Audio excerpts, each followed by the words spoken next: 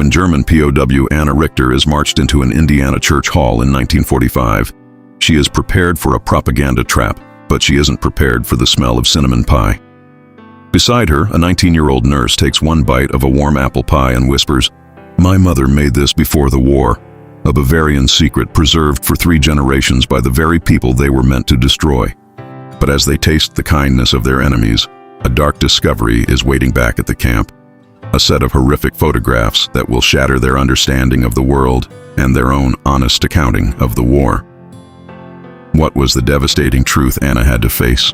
And how did a simple recipe become the ultimate evidence of a dignity that transcends national borders? The truck stopped at 3 in the afternoon. Anna Richter had been counting telephone poles since the Indiana state line. She had lost count somewhere after 200. The counting had been a way of managing the hours, a way of giving the mind something to do that was not thinking about Stuttgart, not thinking about the letter she had not received, not thinking about the specific silence that had settled around her family's address in every Red Cross communication since March. She was 27 years old. She had been a signals officer for 3 years. She had been a prisoner for 4 months. She had traveled from a processing camp in France to a transit facility in New Jersey, to this truck on this road in this flat Indiana landscape that went on in every direction without asking permission from anything. She pressed her face to the gap in the canvas. The camp was visible before the truck turned through the gate. A perimeter fence of chain link, 8 feet tall. Guard towers at the corners. Inside the fence, rows of wooden barracks in the American military style, plain, functional, built quickly and built to last long enough.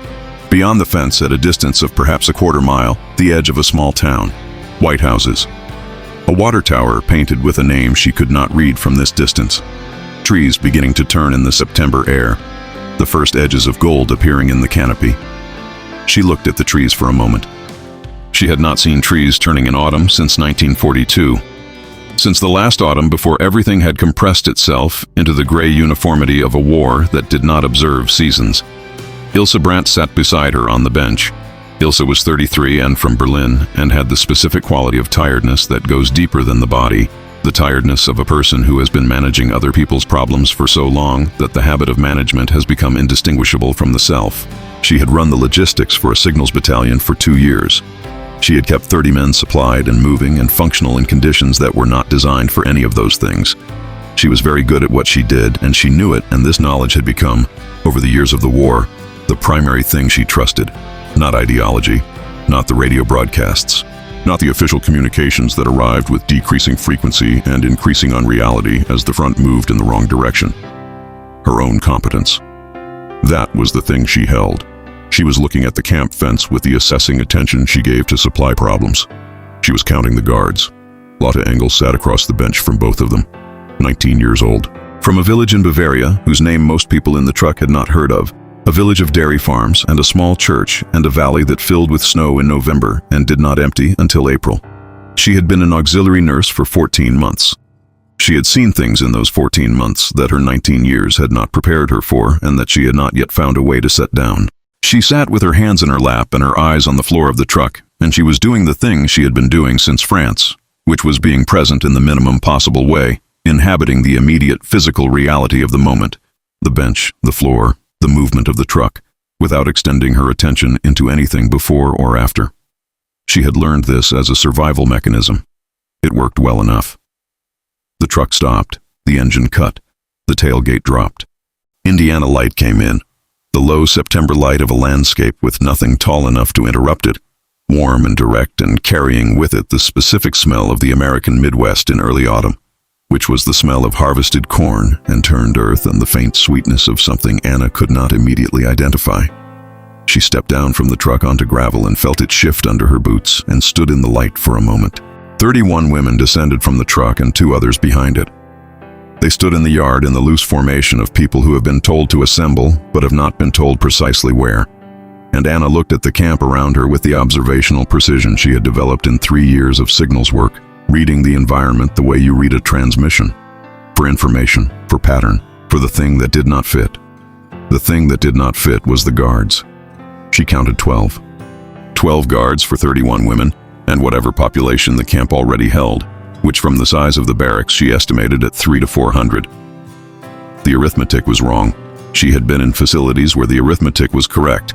where the number of guards matched the number of prisoners in the ratio that said you are being contained, that says the primary organizational principle here is your inability to leave. This was a different ratio.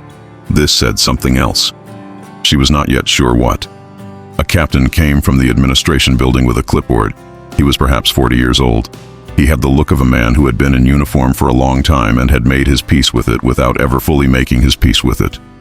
He consulted his clipboard and spoke. A corporal beside him translated, his German careful and slightly formal, the German of a textbook rather than a street. The captain said they would be processed, assigned barracks, given uniforms and basic necessities. They would follow camp rules. They would be treated in accordance with the Geneva Convention. Work assignments would begin the following morning. Payment was 50 cents per day in canteen script. He said all of this in the same tone.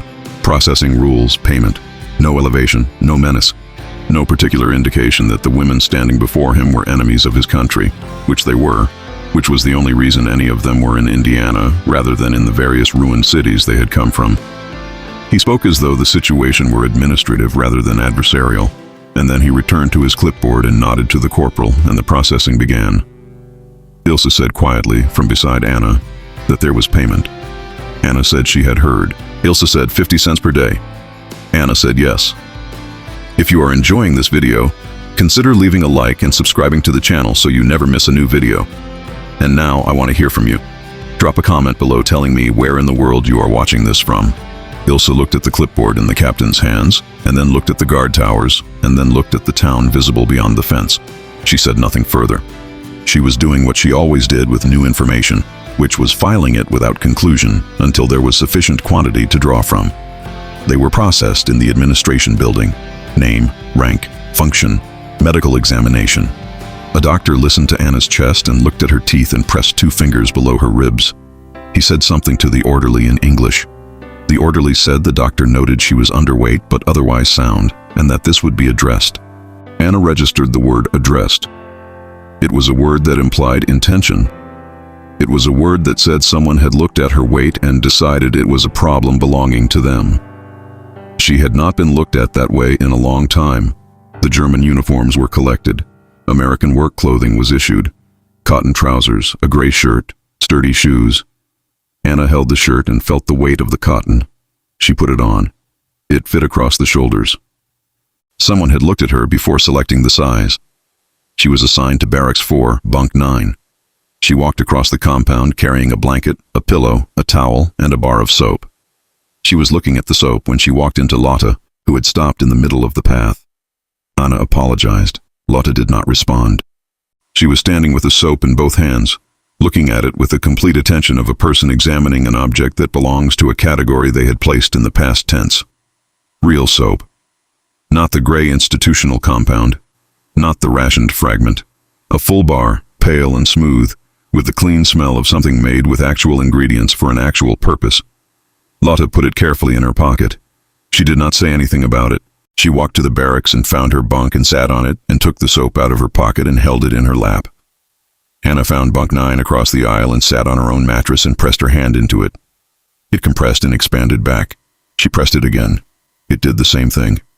Ilse took the bunk beside Anna and sat without testing the mattress. She was looking at the window.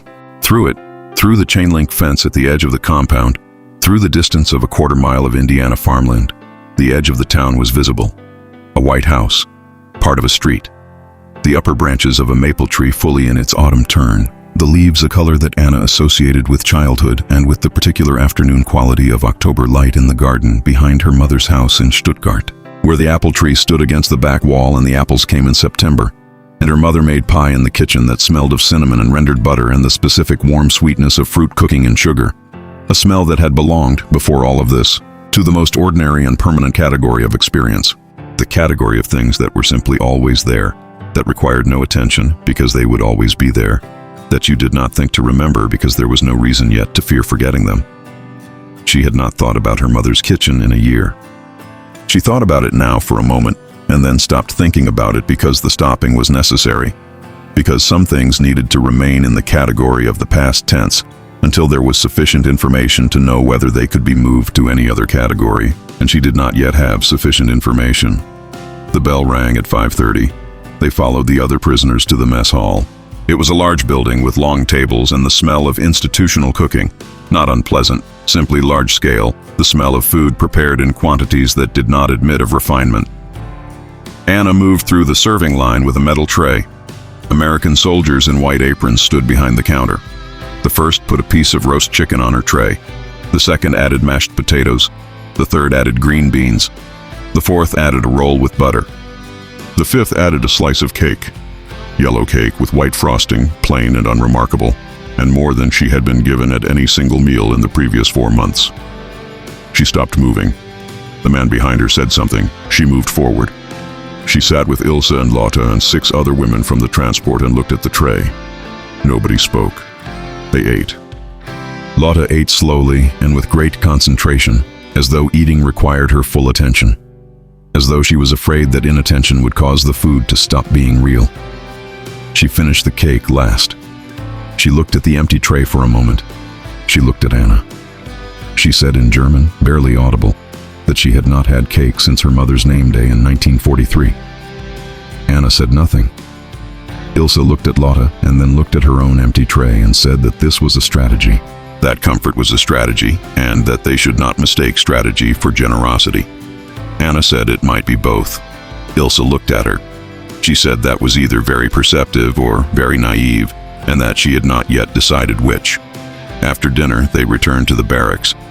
The September evening settled over the camp in the way of flat Midland evenings, the light going slowly and evenly without the drama of hills or buildings to interrupt it, the sky shifting from blue to rose to gray in gradations visible all the way to the horizon. Anna sat on her bunk and looked out the window. She could still see the maple tree beyond the fence, its upper branches now dark against the last light. She thought about the accounting she needed to do. She had been maintaining an internal accounting since capture, a ledger of observations, each one a data point, each one either confirming or complicating the framework she had arrived with. The framework said America was a certain kind of place. The data points were accumulating in a pattern that did not confirm this. 12 guards for hundreds of prisoners, a captain who spoke in an administrative tone, soap that was real soap, a mattress that compressed and expanded back, cake on the first evening. None of these were dramatic. None required her to revise anything substantially, but they were accumulating with a consistency that was itself a form of information, the consistency of a pattern rather than an exception. And patterns were more significant than exceptions because exceptions could be dismissed and patterns could not. She did not dismiss them. She filed them and lay down on bunk 9 and looked at the barracks ceiling and listened to the sounds of the camp at night. The guards made their rounds with a regularity she could track by the sound of the gravel. The women in the other bunks settled into sleep with varying degrees of difficulty. The youngest ones first, then the older ones, then the ones whose difficulty was not physical but psychological, the ones whose minds were working on the same accounting she was working on and could not put it down. Lotta was one of the last. She lay in her bunk with the bar of soap on the shelf above her head. Anna could see it from across the aisle, pale and small on the wooden shelf, the most ordinary object in the room, holding more meaning than any object that ordinary should be allowed to hold. Lotta had not unwrapped it. She was saving it. Anna understood this without asking. You saved the thing that represented the category whose return you were not yet willing to trust. You held it in reserve against the possibility that it was temporary. You did not use it until you believed it would be replaced. She closed her eyes. Outside, the Indiana night was wide and dark and smelled of turned earth and the last of the harvest. Somewhere beyond the fence, a dog barked twice and then was quiet. A car moved along a road Anna could not see, its headlights briefly visible as a wash of light on the barracks ceiling before it passed and the dark returned. She listened to the car until the sound of it faded completely, and there was only the camp settling around her, the guards on their rounds, the cooling of the wooden barracks in the September air, the small sounds of sleeping women who had arrived in this place carrying everything the war had done to them. She was still awake when the last light in the camp went out. She lay in the dark and thought about the accounting. She thought about the framework she had arrived with, the precise and confident framework of a woman who had been told what to expect and had spent 3 years inside a system that rewarded confidence in the framework and punished questions about it. She thought about how the data points of this single day did not fit the framework and about what that meant. Not yet what it meant about America. She was not ready for that conclusion, but what it meant about the framework itself, about the sources of it, about the reliability of a system that had given her that framework and others she was only beginning to examine. She was not ready for that conclusion either, but she was closer to it than she had been this morning. She turned on her side and looked at the bar of soap on Lotta's shelf, pale in the dark. She thought about her mother's kitchen.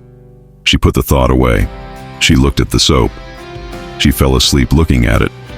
Outside, the maple tree stood in the Indiana dark, with its turning leaves invisible now against the sky, waiting for morning to show their color again, patient in the way of things that change slowly but completely and cannot be stopped once the season has begun. The first week passed in the rhythm of institution. Wake at 6, roll call in the compound, breakfast in the mess hall, work assignments, lunch, more work, dinner, lights out at 9.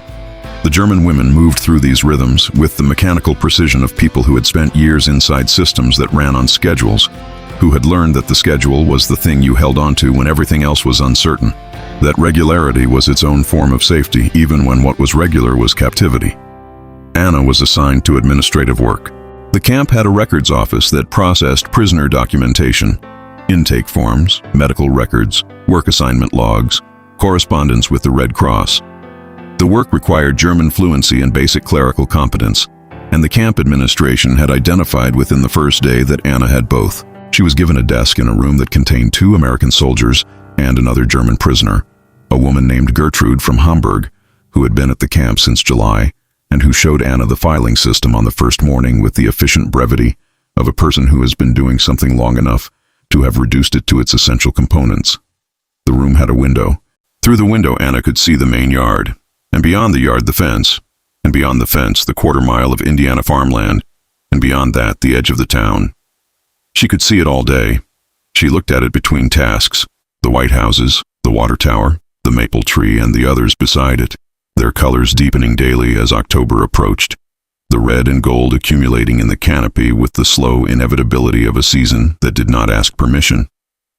She noticed things from the window, cars moving along the road beyond the fence, ordinary American cars, moving at ordinary American speeds, going to ordinary American places, women walking on sidewalks with shopping bags, a man repairing a fence post along a property line, working with the unhurried attention of someone whose fence post was simply a fence post and not a symbol of anything. Children appearing in the afternoons, released from school, moving in groups of 2 and 3 through the streets with the specific freedom of children in places where children are safe. She watched the children carefully, not with envy exactly, with something more complicated, the attention of a person who is recognizing a category that she has not inhabited for long enough that the recognition carries loss in it. Children moving freely through a town. The ordinariness of it, the complete absence of any reason for them to be doing anything other than what they were doing.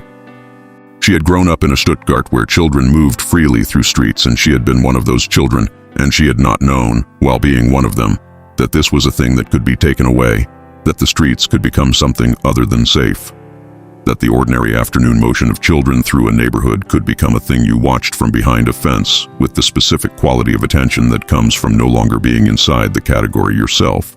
Ilsa had been assigned to laundry. This was a deliberate mismatch of skill and assignment, and everyone involved understood it as such. Ilsa had run logistics for a battalion. She could have managed the camp's entire supply chain in her sleep. She was assigned to laundry. She accepted this with the compressed expression of a woman who recognized the logic of the assignment, that giving a prisoner meaningful responsibility was a risk that the system was not yet prepared to take. And she did the laundry with the same precision she had brought to everything, the sheets folded to exact dimensions, the sorting done by a system she devised on the first morning and maintained without variation. She said nothing about the work itself. What she said in the evenings was what she had observed. She was a precise and comprehensive observer. She noted the guards by name within the first week: Wilson, Kowalski, Davis, Henderson, Marsh, and she cataloged their individual behaviors with the thoroughness of a woman who had spent years cataloging the behaviors of the men under her logistical care. She noted that Wilson was from a small town and was uncomfortable with his authority in the way of young men from small towns who have been given authority before they had developed the internal architecture to carry it naturally. She noted that Kowalski was the son of Polish immigrants and had a specific quality of attention when the German women spoke among themselves, not hostile but alert, the attention of a man for whom the language carried personal history. She noted that Henderson was the oldest of the guards and moved through his duties with the efficient patience of a man who had been doing difficult jobs for a long time and had decided that efficiency was the only reasonable response. Lotta had been assigned to the camp medical unit. This was not a mismatch. This was the system finding the correct use for what it had. Lotta had 14 months of auxiliary nursing and the specific competence that comes from having done necessary medical work in conditions that stripped away everything optional and left only the essential. She worked alongside an American Army nurse named Lieutenant Carol Simmons, who was 26 and from Ohio, and who had the practical directness of a woman who had trained for her work and was doing her work and found most of the complexity attributed to the work unnecessary.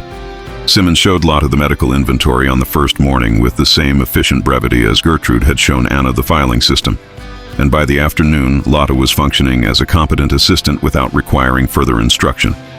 She came back to the barracks that first evening with color in her face. This was noticeable because she had not had color in her face since France. Anna asked about the medical unit. Lotta said it was work. She said it in a way that was not dismissive, but that meant something specific. That the work was the thing, that the work was what she needed, that the work was the form that forward motion took for a person who had no other available form of it. Anna understood this. She said she was glad. Lotta looked at her for a moment and then went to her bunk and lay down and was asleep before the dinner bell. The work gave the days a shape. It was not the shape they had chosen or that their lives before the war had been moving toward, but it was a shape, and inside a shape the hours were manageable in a way they were not inside formlessness. Anna worked at her desk and looked at the window and filed the documentation of captivity with the precision her signals training had given her, and the days accumulated around this work with the quiet accretion of days that are doing what they are supposed to do, which is simply to pass. On the fifth day, Private Henderson stopped at Anna's desk. He was carrying a stack of intake forms that needed to be cross-referenced against the medical records. He set them on the desk and said something in English that Anna understood partially. Something about the forms and something about by Friday. She said in English that she understood. He looked at her for a moment with the assessing expression she had seen on Mitchell's face at the farm in the Pennsylvania story she would not write for 30 years, the look of a person updating their understanding of a situation. He said something else. She caught 2 words, "Thank you." He walked away before she could respond. She looked at the intake forms. She looked at the door through which he had left. She returned to the forms and began the cross-referencing. That evening, she told Ilsa about the thank you. Ilsa was folding a shirt with the geometric precision of her laundry discipline. She said that thank you was a transaction, an acknowledgement of service performed, not a statement about the person who performed it. She said Anna should not invest more meaning in it than it contained. Anna said she was not investing meaning. She was noting a data point. Ilsa said there was a difference between noting a data point and the tone in which you reported it. Anna said she was aware of that. They looked at each other for a moment. Ilsa returned to the shirt. Anna looked at the ceiling. This was the nature of their conversations. Ilsa managing the temperature of Anna's observations, not because she did not notice the same things, but because she had decided that noticing them required containment, that the gap between expectation and observation was a gap that could hurt you if you let yourself fall into it before you knew how deep it was. Anna understood the logic. She maintained it imperfectly. The town beyond the fence continued to function in its ordinary American way, indifferent to the fact of being observed. Anna watched it daily from the records office window. She watched the seasons working on it, the maples going from green to gold to red to bare in the progression that October demanded, the leaves eventually covering the sidewalks in the drifts that children walked through deliberately for the sound, which she could not hear from this distance but could see, the scattering of color under small moving feet. She watched this and thought about what it meant that ordinary life continued on the other side of a fence. She had lived for 3 years inside a system that had organized itself around the premise that the war was the primary reality, that everything else was subordinate to the war, that the normal categories of civilian life, children walking through leaves, women with shopping bags, a man and his fence post, were temporary suspensions of the actual state of things, which was the war, which was total, which admitted no remainder. The system had been persuasive. She had been persuaded. She had understood the war as the primary reality for 3 years and had organized herself around that understanding. But the town was not organized around that understanding. The town had absorbed the war. She could see the evidence of this in the small details, the occasional absence of a young man in a group, the gold star flags in certain windows, the subtle adjustments of a community that had sent its sons and was waiting. But it had not allowed the war to become the primary reality. The primary reality of the town was still the town. The streets were still the streets. The children were still the children. The leaves were still the leaves. She thought about what this said about the relationship between a country and its war. She thought about Germany's relationship with its war. She put this thought away because it was not a thought she could complete yet, because completing it required more information and more courage than she currently had available, and because the incomplete version of it was more dangerous than the complete version would be. 2 weeks after arrival, Captain Morrison called an assembly. The women gathered in the main yard with the habitual mixture of anxiety and resignation that accompanied official announcements. Anna stood between Ilse and Lotta in the morning air, her hands at her sides, her face neutral in the way she had learned to make it neutral for official proceedings. Morrison spoke. The corporal translated. He said that the Orangeburg Community Church had extended an invitation. They wished to host a gathering for the German women prisoners.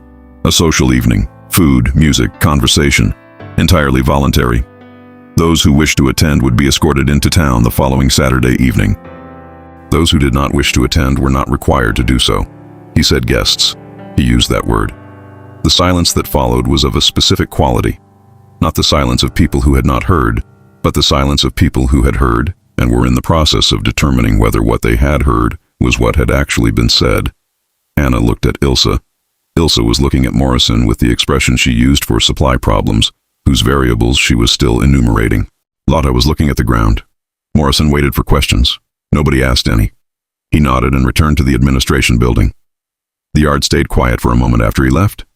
Then the conversations began, first in whispers, then in the fuller register of women who had something to process and were processing it aloud. The German moving through the group in the urgent quiet of people who did not want the guards to hear the content of what they were saying. It was a trap. This was Ilse's immediate and unambiguous position, stated before they had reached the barracks door. She said it was propaganda, an opportunity to photograph German prisoners being entertained by generous Americans, to demonstrate to the world or to American voters or to whoever required demonstrating to that the camps were humane and the people who ran them were decent. She said they would be paraded through the town and photographed in postures of grateful submission, and the photographs would appear in newspapers with captions that served purposes none of them were being told about. This was a coherent position. Anna noted that it was coherent and sat on her bunk and thought about it carefully, because Ilse's positions were always coherent and always worth thinking about carefully. The women who argued against going argued from fear rather than from logic. The fear was legitimate. They were enemy prisoners. The men of this town had sons and husbands in the Pacific. The war in Europe was over, but the war was not over. There was no reason to believe that American civilians would receive them with anything other than the hostility that they would have received any German in any American town in 1945, which was the hostility of people who had lost things and who were in the presence of a representative of the force that had taken them. This was also a coherent position. Lotta said nothing during the barracks debate. She sat on her bunk with her hands in her lap and listened to the arguments accumulate on both sides, and said nothing for a long time. Then she said quietly that she wanted to see the town. Nobody said anything for a moment. Lotta said she had been watching it from the fence for 2 weeks. She said she wanted to know if it was real. She said the question she needed answered was not whether it was a trap or a propaganda exercise or a genuine invitation. She said all three of those things could be true simultaneously, and she did not care. She said she wanted to stand inside the town instead of outside it. She wanted to see if the houses looked the same from inside the fence as from outside it. She wanted to know if the leaves sounded the same under her feet as they looked from the records office window. She said this with the directness of a 19-year-old who had been through enough to have stopped managing her own honesty. The barracks was quiet for a moment after she finished. Then Anna said she was going. Ilse looked at them both with the expression of a woman whose logic has encountered something it cannot fully process, because the something is not operating in the register of logic. She said she would think about it. This, from Ilse, was the equivalent of almost certainly yes, and everyone in the barracks who knew Ilse understood it as such. The Saturday evening arrived with the particular golden quality of Indiana in mid-October, the air cool enough for jackets, the light low and amber through the turning trees, the sky in the west still holding color at 5:30 when they assembled near the camp gate. 17 women had chosen to attend. They wore their cleanest work clothing. They had brushed their hair and stood in the formation of women who were going somewhere that required a form of dignity they had not been asked to produce in months. Anna stood between Ilsa and Lotta and looked at the gate. Captain Morrison arrived with 4 guards. He looked at the assembled women with the same professional neutrality he brought to everything, and then he opened the gate and said they were ready to go when the women were. He did not say it as an order. He said it as an invitation, which was a different thing, which was the difference that the word guests had pointed toward, and which Anna registered with the same precision she brought to every data point and added to the accounting without conclusion. They walked through the gate. The road to town was unpaved for the first 100 yards and then became the sidewalk of a street that moved between houses set back behind trees whose leaves were at the peak of their turning, the red and gold of them overwhelming in the late afternoon light. The color more complete than any color Anna had seen in years, because years of the war had not contained color of this quality. Only the colors of destroyed things and of institutional spaces designed without reference to color at all. She walked and looked at the houses. They were exactly what they had appeared to be from the fence, white and cream and pale yellow, with porches and shutters and the particular American quality of domestic permanence, of houses that had been built by people who expected to stay and had built accordingly. Curtains in the windows, flower pots on porch steps, the flowers done for the year but the pots still present, placed there by people who would put flowers in them again in spring, because spring would come and the pots would still be there and the people would still be there to fill them. This certainty, the domestic certainty of things remaining, was something Anna had not been in the presence of for a long time. She walked through it and felt it work on her in the way of things that do not announce themselves, but simply are what they are and let the being be sufficient. Lotta walked beside her with her eyes moving across everything, the houses, the sidewalk, the fallen leaves, a bicycle leaning against a porch rail, a cat observing them from a windowsill with the supreme indifference of cats. She was not smiling. She was doing the thing she had said she wanted to do, which was seeing if it was real. She walked on the leaves and they made the sound that leaves make under feet, the dry crumpling sound of October, and she felt it through the soles of her shoes and looked down at the leaves beneath her and then back up at the street ahead of her. She said quietly to Anna that it was real. Anna said yes. Ilsa, on Anna's other side, said nothing. She was looking at the houses with the same cataloging attention she brought to everything, noting details, filing them, building the account that she would eventually draw conclusions from. But Anna could see in the set of her shoulders something that had not been there when they left the camp, a very slight diminishment of the forward lean she maintained in difficult situations, the lean of a woman prepared for impact. The shoulders were not relaxed exactly, but they were less prepared than they had been. The town hall stood at the center of Main Street, a white building with tall windows. The windows were lit from inside with warm light that spilled onto the sidewalk in rectangles. As they approached, Anna could hear music. Piano, something bright and uncomplicated, not a marching song or a national anthem or any of the musical categories that the war had colonized. Just music. The kind of music that belonged to a room where people were gathered for a reason that had nothing to do with obligation. She looked at the lit windows. She looked at the women visible inside, moving between tables covered in white cloth, arranging plates and straightening chairs with the busy purposefulness of people who were preparing something for guests they actually wanted. She looked at the word again in her mind. Guests. She thought about what it meant to be a guest. Not a prisoner, not a processing number, not an administrative category, not a representative of the defeated enemy, but a guest, a person who had been invited, whose arrival was being prepared for, whose comfort was being considered in advance by people who had no obligation to consider it. She had not been a guest anywhere since 1942. Morrison held the door open. They went in. The room settled into a brief hush as they entered, the particular hush of a room adjusting to new arrivals. And then a woman stepped forward from the group near the tables. She was perhaps 60 years old, stout, with gray hair, and the expression of a woman who had organized enough church events to be unflappable about most things.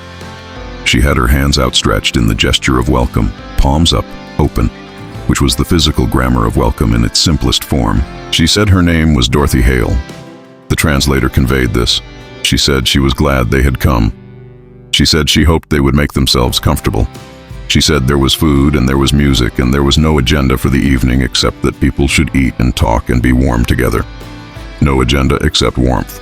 Anna stood in the doorway of the Orangeburg Town Hall and felt the heat of the room come out to meet her. and felt the warmth of the lit windows and the piano still playing somewhere and the smell coming from the tables, which was the smell of food prepared in a domestic kitchen by a person who had been cooking since morning. A smell that contained cinnamon and butter and warm fruit and the specific sweetness of sugar caramelizing against hot metal. The smell entered her before she was ready for it. It entered her the way that smells enter when they belong to a category you thought was closed, when they belong to a room you thought you had locked and they find the door anyway. It entered her with the information of her mother's kitchen, with the apple tree against the back wall, with the October afternoon light and the sound of the oven door and her mother moving in the kitchen with the easy confidence of a woman performing a task she has performed 1,000 times in a kitchen that is hers. She stood in the doorway and the smell found her. She did not move for a moment. Lotta beside her had gone completely still. Dorothy Hale took them by the arm. Not literally. She took them by the quality of her attention, which was the kind of attention that does not require physical contact to be felt.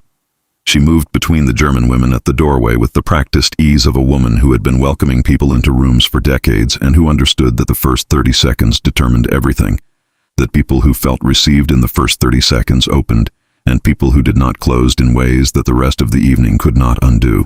She guided them toward the tables without making it feel like guidance. The room was larger than it appeared from the street.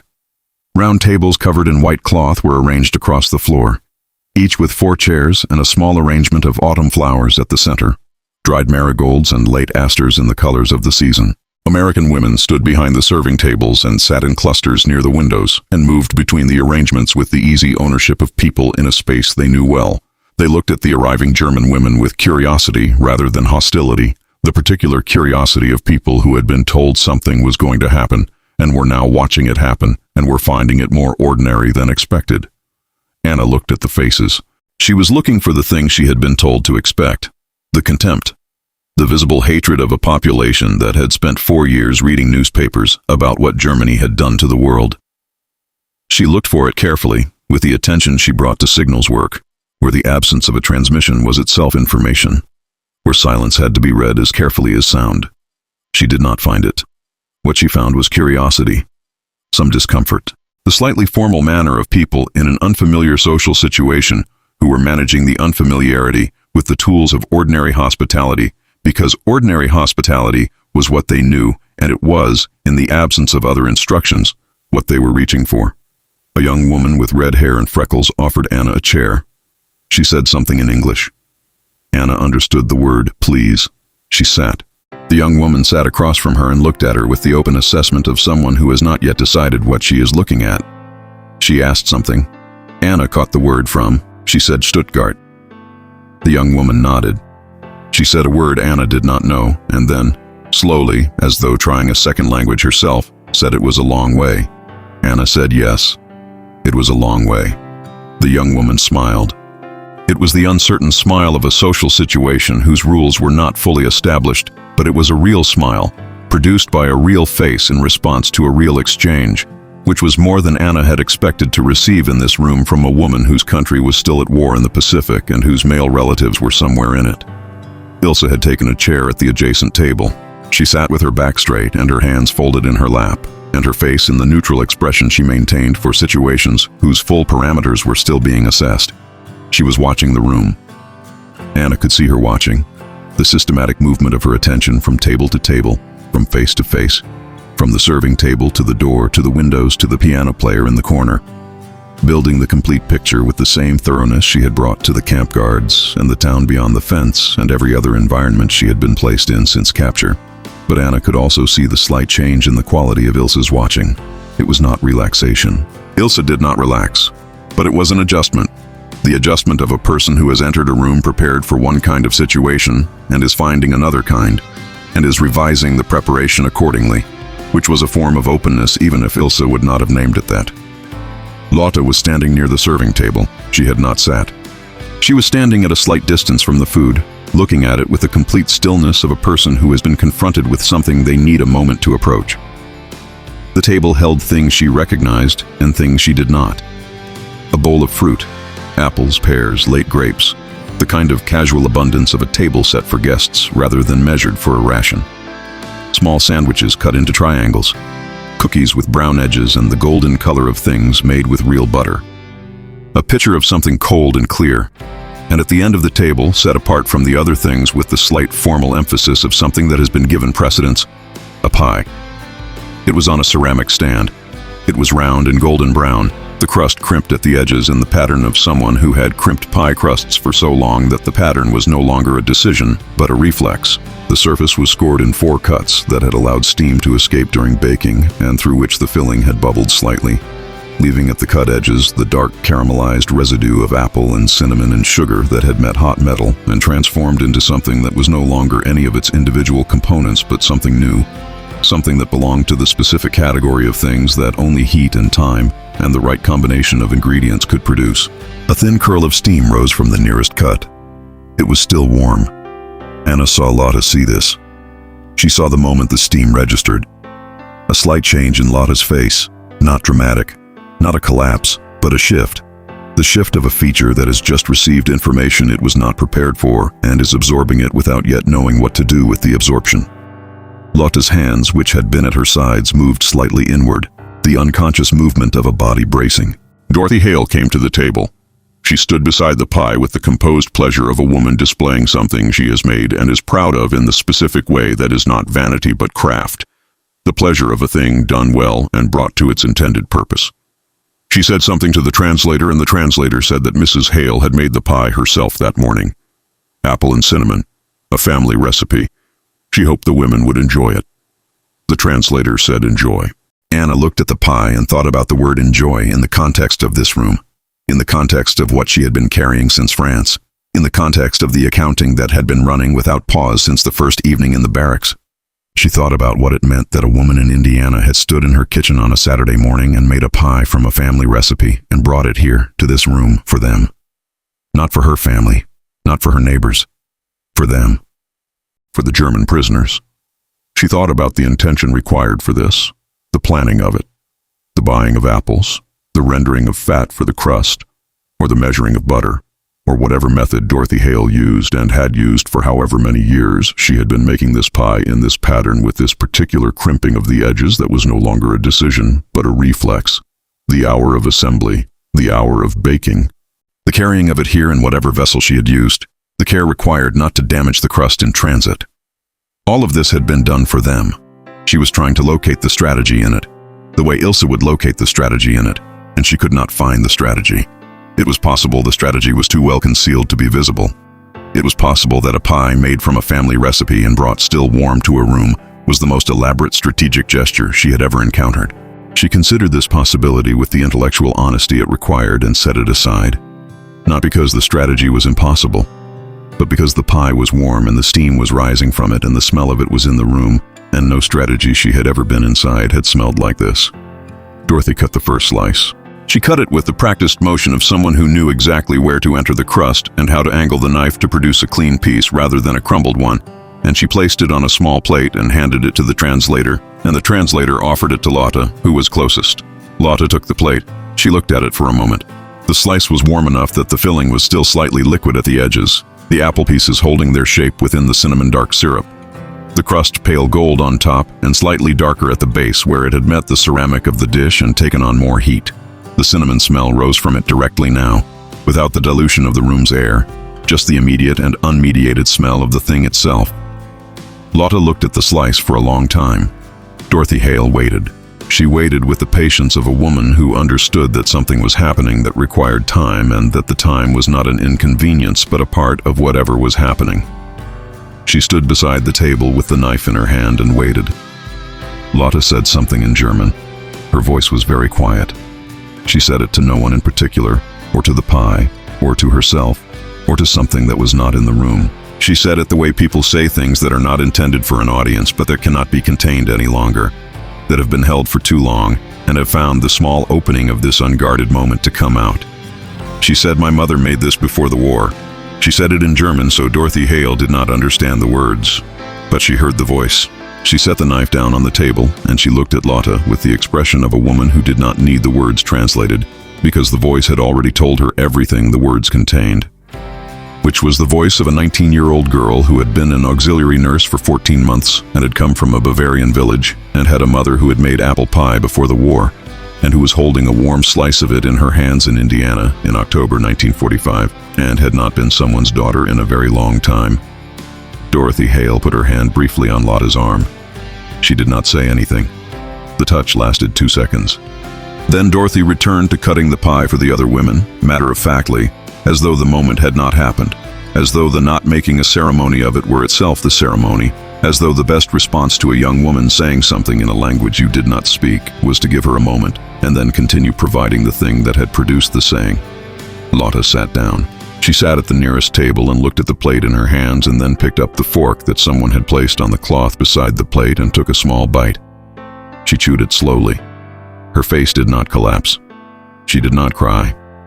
She was 19, and she had been through enough that the mechanisms of public collapse had been used up on things that had required them more urgently. And this was not one of those things. This was quieter than those things. This was the quiet of a person who has been handed something they thought was gone and is holding it carefully and letting the holding be the response rather than anything more visible. She took another bite. Anna had taken her own plate and had sat beside Lotta and was eating the pie with the deliberate attention she had given to the first meal in the mess hall.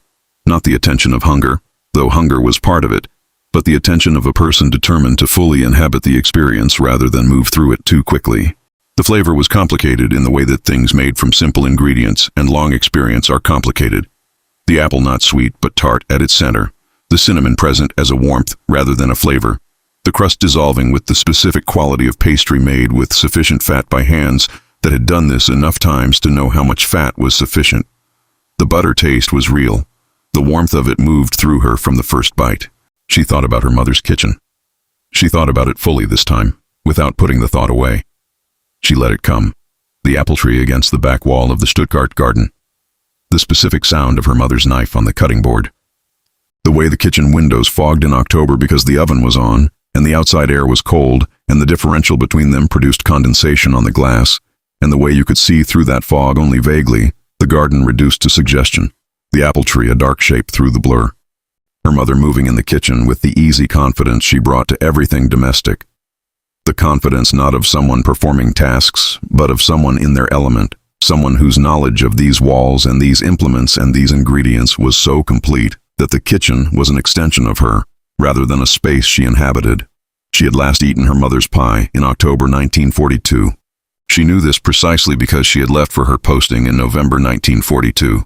And the pie had been one of the things her mother had made on the last weekend before she left, not as a farewell gesture, but because it was October and the apples were ready and her mother made pie when the apples were ready because that was what you did, because the rhythm of the seasons and the kitchen were connected in a way that did not require a reason beyond the apples being ready.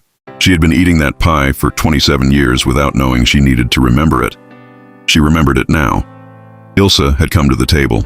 She had done it without announcement, appearing at the chair across from Anna with a plate of her own, sitting down with the composed deliberateness of a woman who has made a decision and has decided that the decision does not require commentary. She looked at the pie on her plate. She cut a piece with the side of her fork. She ate it. She said nothing for a long time. Then she said that the cinnamon was American cinnamon. Anna said she thought so. Ilse said it was different from German cinnamon. Stronger. She said she had not expected that. Anna said there were many things she had not expected. Ilse looked at her. She looked at the pie. She cut another piece.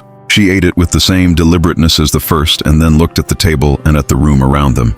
The American women and the German women and the piano still playing something uncomplicated in the corner, and the white tablecloths and the autumn flowers and Dorothy Hale moving between the tables with the pie server, and the expression of a woman whose primary concern for this evening was that everyone had enough. Ilse said quietly that the pie was good. She said it as a fact.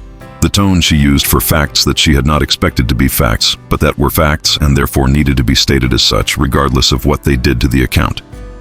Anna said it was. Ilse looked at her hands.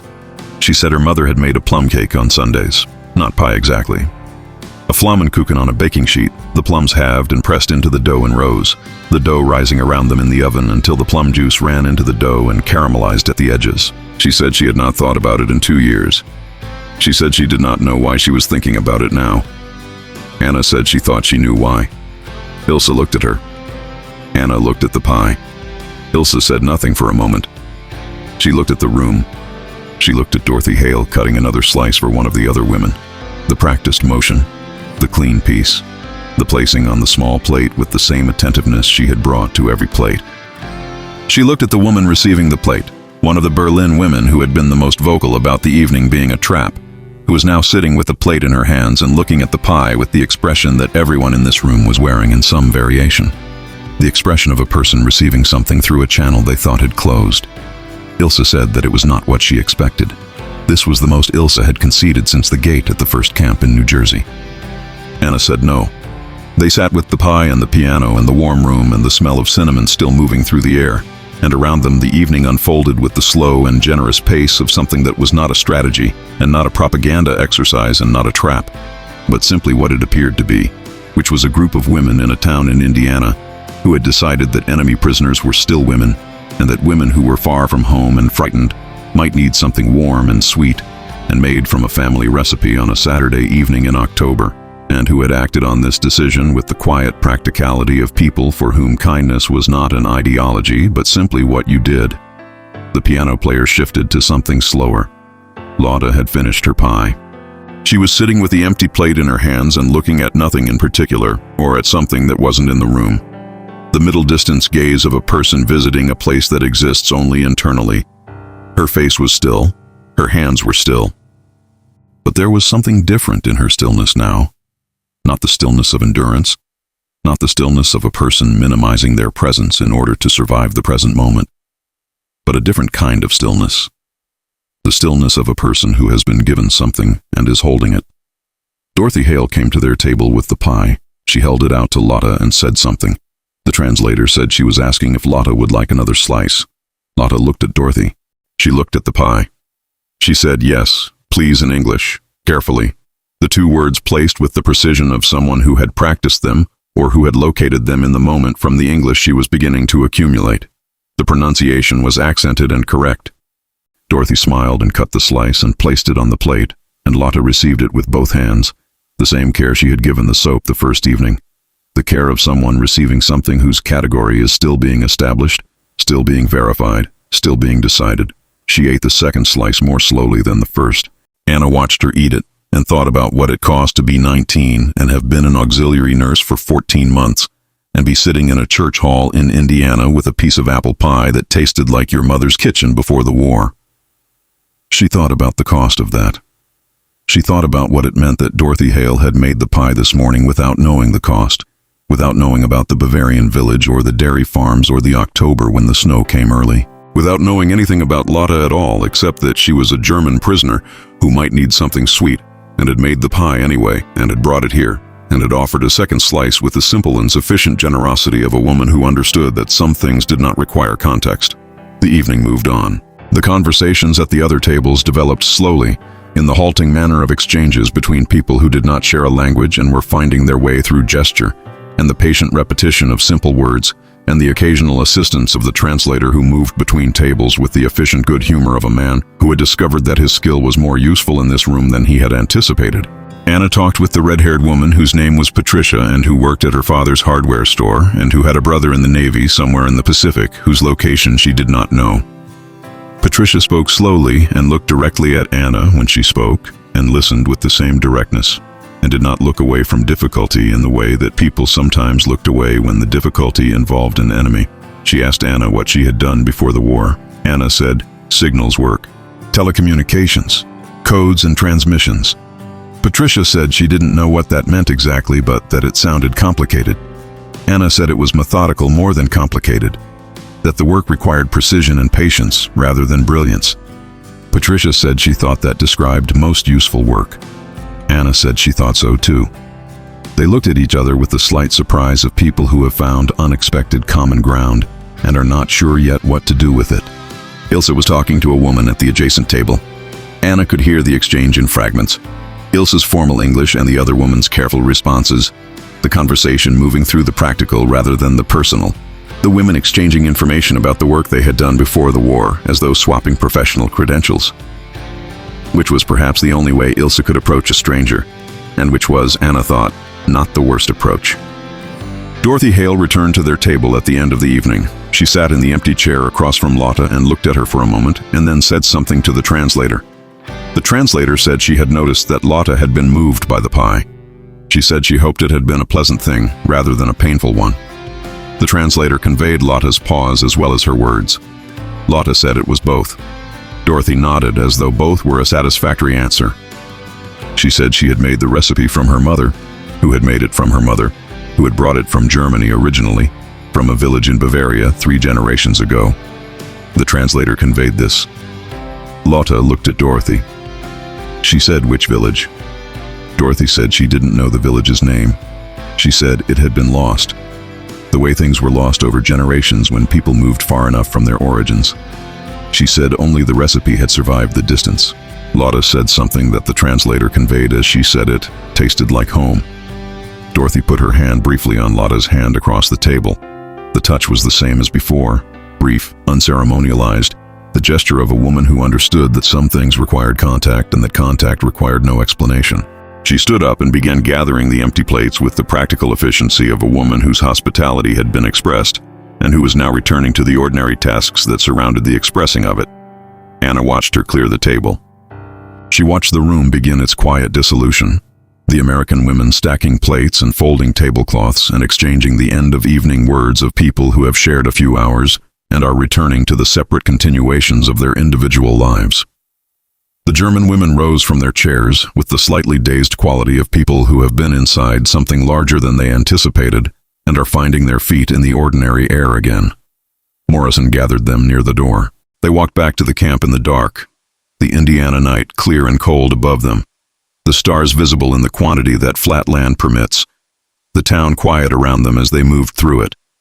The lit windows of the houses they passed containing the ordinary interior lives of ordinary American evenings, the shadows of people moving behind curtains, the blue flicker of a television in one front room, the steady warm light of a kitchen where someone was finishing the dishes. Anna walked through the dark and felt the pie warm somewhere in her still and thought about the accounting. The accounting had changed tonight. She did not know yet the full dimensions of the change. She knew that it was not complete, that the information she needed to complete it had not fully arrived, that there were things she had not yet been told and things she had not yet allowed herself to know, and that the knowing, when it came, was going to require more of her than a warm room and a second slice.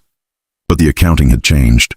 She could feel the place where it had changed the way you feel the place where something has shifted, not dramatically, not with a sound, but with a specific and irrevocable quality of things that have moved and cannot be returned to their previous position. Lotta walked beside her with her hands in her jacket pockets. She said nothing for the 15 minutes of the walk. At the camp gate, while Morrison was speaking with the guards, she said quietly to Anna that she wanted to learn to make the pie. Anna looked at her. Lotta said Dorothy Hale had offered to show her. She had written her address on a piece of paper and given it to Lotta before they left. She held it up briefly, a folded piece of paper, visible for a moment in the light above the gate, then returned to her pocket. Anna looked at the paper disappear into the pocket. She thought about the recipe that had come from a village in Bavaria 3 generations ago, and had crossed an ocean and been preserved through generations of an American family who had lost the village's name, but kept the proportions, and the cinnamon and the crimping of the edges, and had brought it to a room in Indiana, and offered it to a girl from Bavaria who recognized it without knowing she would. She thought about this for a long time. Then the gate opened, and they went through it. The letters arrived on a Wednesday.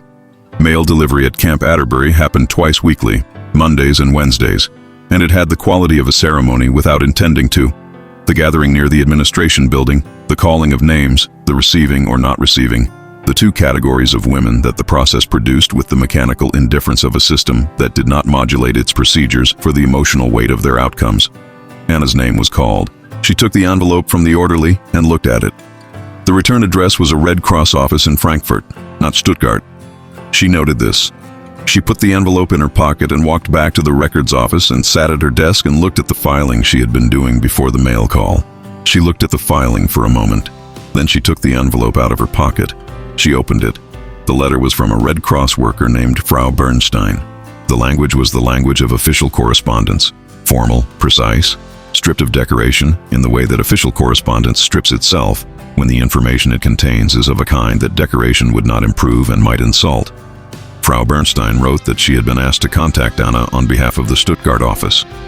She wrote that Anna's family's address on the Rote-Bühl-Strasse had sustained significant damage in an Allied bombing raid in January 1945. She wrote that Anna's father had been confirmed killed. She wrote that her mother's status was listed as missing and that the Stuttgart office had not been able to establish her location in the months since the raid. She wrote that Anna's brother, who had been serving on the Eastern Front, had been listed as missing in action since February, and that this designation had not been updated. She wrote that she was sorry to convey this information and that Anna should contact the Stuttgart Red Cross office directly upon repatriation if she wished to initiate a search for surviving family members. Anna read the letter twice. She folded it along its original creases and placed it in the left drawer of the desk and closed the drawer. She picked up the intake form she had been cross-referencing before the mail call and found her place in it and continued working. She worked until 5 o'clock. She returned to the barracks. She sat on bunk 9. She looked at the water stain in the upper corner of the wall, which was still there, which had been patched the previous month by a maintenance crew and had reappeared anyway, which was the nature of water stains in wooden buildings in Indiana in autumn. Ilse came in. She looked at Anna. She sat on her own bunk. She said what happened. Anna said her father was dead, her mother missing, her brother missing. Ilse was quiet for a moment. Then she said she was sorry. She said it plainly, the same way Ernst Weber had said it to Klaus Brandt in the Pennsylvania story, without elaboration, with the understanding that elaboration would not improve it. Anna said thank you. She looked at the water stain. She thought about her father. He had been a secondary school teacher, mathematics and physics. He had been a precise and patient man with the specific quality of patience that comes from decades of explaining things to young people who do not yet have the framework to understand them, which is the patience of someone who has made peace with the fact that understanding takes time and that the waiting for it is part of the work. He had been patient with Anna in the same way he had been patient with his students. He had never raised his voice at her. He had never needed to. The patient, thorough expectation of her best effort had been more effective than anything louder would have been. She thought about him on the Rotabühlstrasse in January. She stopped thinking about it. She thought about her mother, the kitchen, the apple tree, the pie. She thought about these things, and then she thought about the pie at the church hall last Saturday, and about Dorothy Hale's hand on Lotta's hand, and about the recipe that had come from a Bavarian village 3 generations ago. And she thought about the aircraft that had flown over Stuttgart in January, and she sat with these things together, in the way you sit with things that cannot be reconciled, but must be held simultaneously, because the alternative is refusing the reality of one of them, and she was not able to refuse the reality of any of them. She was very still for a long time. Lotta came in at 5:30 from the medical unit. She looked at Anna and stopped. She did not say what happened because she could see what had happened in the quality of Anna's stillness. She went to her bunk and sat on it and took the soap from the shelf above her head. She had been using it now, had replaced the original bar twice with the bars provided at the supply desk, and held it in her hands the way she had held the first bar in the compound path, with the complete attention of a person using an object to anchor themselves in the present moment when the present moment was the only thing available. She said her own letter had come on Monday. She said her mother was alive. Her mother was in the village, in the house, which was still standing because the village was too small to be a target and had been bypassed by everything except the fear of everything that had moved through the valley in the final months. She said this without relief exactly, with the complicated quality of information that is good in itself, but good in a context that makes the goodness difficult to feel cleanly. She said her mother was asking when she was coming home. Anna said she was glad her mother was alive. Lotta said she was too. They sat in the barracks in the October evening and said nothing further for a while. The light through the barracks window was the low amber of late afternoon, the same light that was working on the maple trees beyond the fence, the same light that had been on the town hall windows last Saturday, and it fell across the floor in a long rectangle that shortened slowly as the sun moved, the way all light in all rooms moves when you are still enough to watch it. Ilse had not received a letter. She said this herself, without being asked, later in the evening. She said the Dresden address she had given the Red Cross had produced no response, and she was not certain this was because her family was unreachable or because Dresden was unreachable, which was a distinction that the previous February had made considerably less clear than it had been before the previous February. She said this with the same compression she brought to everything, the compression of a person who had decided that the form feelings took in her was not the form they took in others, and that this was not a deficiency but a difference. Anna said she was sorry. Ilse said she was working with the available information. Anna said yes. Ilse said that the available information would either expand or it would not, and that there was nothing to be done about that from Indiana. She said this and looked at the window, and then at her hands, and then at the window again. and Anna watched her and understood that Ilsa was doing what she always did, which was converting the unmanageable into the manageable through the only tool she trusted, which was the disciplined application of the mind to the available data, and that this was not coldness, but the most extreme form of courage she knew how to practice. The following Monday, Captain Morrison called another assembly. The women gathered in the yard in the morning air. Anna stood between Ilsa and Lotta with her hands at her sides. She had been sleeping less. This was visible in her face, and she knew it was visible, and she could not correct it through effort, so she had stopped trying and was simply carrying it in her face, the way you carry things that cannot be put down. Morrison spoke. The corporal translated. He said there were materials he felt the women needed to see. He said the materials were difficult. He said he was not presenting them as an accusation or a prosecution, but as information. Information that was part of the historical record that was currently being established, and that he believed the women were entitled to understand and deserved to face directly, rather than encounter later without preparation. He said that Allied forces had liberated a series of camps in Germany and Poland. He said the word camps, and then described what camps meant in this context, and the description was systematic and specific and delivered in the tone he used for everything, which was the tone of a professional conveying information, but which was, in this case, carrying more weight than that tone was designed for. More weight than any tone was designed for. He said the names: Dachau, Bergen-Belsen, Buchenwald, Auschwitz. Anna knew the names in the way that people inside a system know the names of the system's mechanisms. She had heard them in the way that things are heard when the hearing is not designed to produce understanding, when the hearing is part of a larger process of managed perception that takes in the name and files it in a category that does not open onto full knowledge. She had heard the names and had placed them in the category of wartime measures, wartime necessity, the wartime expansion of ordinary categories into extraordinary ones that would contract again when the war ended. She understood in the moment Morrison said them that she had been doing this.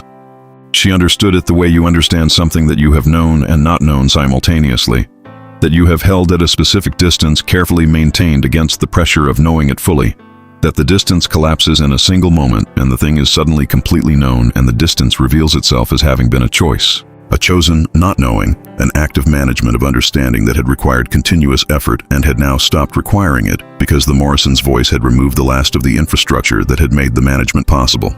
He distributed the newspapers. They were American newspapers from April and May. The photographs were on the front pages and the inside pages, and in some editions across multiple pages, the editors having made the decision that the scale of the subject required the scale of the coverage, and that the ordinary principles of editorial restraint were not applicable to this material. Anna looked at the photographs. She looked at them for a long time. She looked at them with the complete, undivided attention of a person who has decided that looking away is no longer available to her as an option, that the time for looking away was the time before this moment, and that this moment had ended that time definitively and permanently. The photographs showed things that she would spend the rest of her life trying to integrate into a coherent understanding of the human capacity for organized destruction, things whose dimensions exceeded the frameworks available to a person standing in Indiana in October 1945, with a bar of real soap on the shelf above her bunk and the taste of apple pie from last Saturday still somewhere in her memory. She looked at the photographs and thought about the pie. She thought about the warmth of it, the cinnamon, Dorothy Hale's recipe from a Bavarian village 3 generations ago. She thought about Mrs. Hale cutting the slice with a practiced motion of long familiarity and placing it on the small plate and offering it across the table. She thought about Lotta receiving it with both hands. She thought about the innocence of the gesture, the pure and uncomplicated intention of one human being offering sweetness to another. She thought about what had been happening in Germany while Dorothy Hale was preserving her recipe across 3 generations. What had been happening in the camps while she had been sitting at her signals desk filing transmissions with the precision her training required. What the signals she had processed had been connected to through the bureaucratic infrastructure of a state that had organized itself around the systematic elimination of human beings in quantities that the newspapers in her hands were still struggling to convey with adequate accuracy. She had served that state. She had served it with her precision and her patience and her 3 years of signals work, and her belief that service was its own justification, that the framework told you what was right, and that working correctly within the framework was the full extent of moral responsibility, that the framework itself was not a moral question, but a given. She had not looked at the framework. She sat with this knowledge in the cold Indiana morning with the newspaper in her hands and felt it do what it did, which was everything, which was the complete and irreversible dismantling of the account she had been building and maintaining since before the war. The account that said she was a person of conscience and competence, who had done her duty in difficult circumstances, and that this was sufficient, and that the difficulty was not of her making, and that she bore no responsibility for the larger structure within which her duty had been performed. The account was wrong. She did not know yet what the correct account was. She did not have the framework for it, and would not have it for years, would spend years constructing it from the pieces of the old one and the new information, and the long work of a person who has decided that understanding is not optional, that the comfortable incompleteness of partial understanding is a form of the same chosen not knowing that had brought her here, and that she was done with chosen not knowing. But she did not have that yet. She had the newspaper and the photographs and the cold morning air, and the knowledge that was new and not new, known and not known, arriving and already arrived. Lotta was sitting beside her. She was not looking at the newspaper. She had looked at it for a few minutes, and then she had folded it closed and placed it on the ground beside her feet, and was now looking at her hands in her lap. Her face had the quality that Anna had seen in the hospital tents in her auxiliary nurse stories, the face of someone managing information that the nervous system does not have adequate capacity to process at the required speed, and is therefore distributing across time, parceling it out in the amounts that can be borne, rather than the amounts that have arrived. She said without looking up that she had not known. She said it not as a defense. She said it as a statement of her previous state that she was no longer able to maintain as a description of her current state, because her current state was knowing, and the knowing was now permanent, and the not knowing was a condition she was recording for accuracy, because the accuracy of the record mattered, and because accuracy had always been the thing she trusted, and she was not going to stop trusting it now, even when what it produced was this. Ilse said from Anna's other side that she had not known either. She said it in the same tone, factual, precise, the acknowledgement of a condition that had now been superseded by its opposite. Anna said nothing. She looked at the photographs. She thought about her father explaining mathematics to students who did not yet have the framework to understand it. She thought about his patience. She thought about what patience meant in the context of what she was looking at. She thought about all the patients in all the ordinary rooms of Germany during the years when these photographs were being created, all the careful ordinary lives proceeding with their careful ordinary patience, while the framework was doing what it was doing in the places the framework had built for the purpose. She thought about Dorothy Hale. She thought about Dorothy Hale standing in her kitchen on Saturday morning making the pie that had come from a Bavarian village, preserving the recipe across 3 generations, carrying it forward through the ordinary transmission of domestic knowledge, the mother teaching the daughter the proportions and the cinnamon and the crimping of the edges, and Dorothy carrying it to the church hall and offering it to the prisoners because they might need something sweet. She thought about the country that had produced Dorothy Hale. She thought about the country that had produced the photographs in the newspaper. She put the newspaper down. She looked at the yard, at the fence, at the maple trees beyond the fence, their color now at its full peak, the red and gold and amber of them complete, every leaf at its most vivid before the fall, before the wind took them and the branches went bare for winter. She thought about her mother. She had been thinking about her mother's kitchen, about the apple tree, about the pie, since Saturday. She had been holding these things as the primary content of her interior life, turning them over, feeling their weight, locating herself in relation to them. And now the photographs were also here. The photographs were also the primary content of her interior life. Both things were here simultaneously, and the question was what to do with the simultaneity, which was not a question she could answer yet, but which was the question she was going to spend a significant portion of the rest of her life working on. Morrison collected the newspapers at the end of the assembly. He looked at the women as he moved through them. He looked at each face with the same professional attention he brought to everything, checking the room the way he always checked the room, assessing the condition of what the room contained. He stopped at Anna. He said through the corporal that if any woman needed to speak with the camp chaplain or the medical officer, the door was open. He said it was available and voluntary, and that no record would be kept of who accessed it. He said this directly and moved on. Anna noted the directness. She noted that he had anticipated the need, that the anticipation was built into the structure of the presentation, the information provided, the support offered, the privacy of the offering protected. She noted that this was the behavior of a system that understood its own effects on the people inside it and had organized itself to take responsibility for those effects rather than to produce them and withdraw. She thought about the other system. She thought about it briefly and then filed the comparison as a data point in the new accounting she was going to have to build from the beginning. The accounting that did not start with a framework she had been given, but with the actual evidence of what two countries had done with the power they had accumulated and the authority they had claimed. The evidence was in her hands. She had seen it. She would not unsee it. The week after the newspapers was the hardest week of her time at Camp Atterbury. Not because anything additional happened. The work continued, the meals continued, the routines continued in their regular rhythm. But because the photographs had done what photographs of that kind do to an honest person, which is to make the ordinary rhythms of ordinary life feel like a problem, like a continuation of the comfortable that should no longer be comfortable, like the persistence of the world on its ordinary axis, while the axis should have broken. She ate her meals mechanically. She filed her documentation precisely. She did not sleep adequately. She wrote a letter to her brother at his last known address. She knew the letter might not arrive, might have nowhere to arrive, but she wrote it because the alternative was no letter, and no letter was the same as agreeing that he was gone, which she was not willing to agree to yet. She wrote that she was in Indiana and was healthy and was working and hoped to hear from him. She wrote that she loved him. She wrote that their father would have been proud of him. She wrote these things in the small, precise handwriting that her father had insisted on and sealed the envelope and put it on the mail stack without allowing herself to calculate the probability that it would reach anyone. Dorothy Hale came to the camp the following Saturday.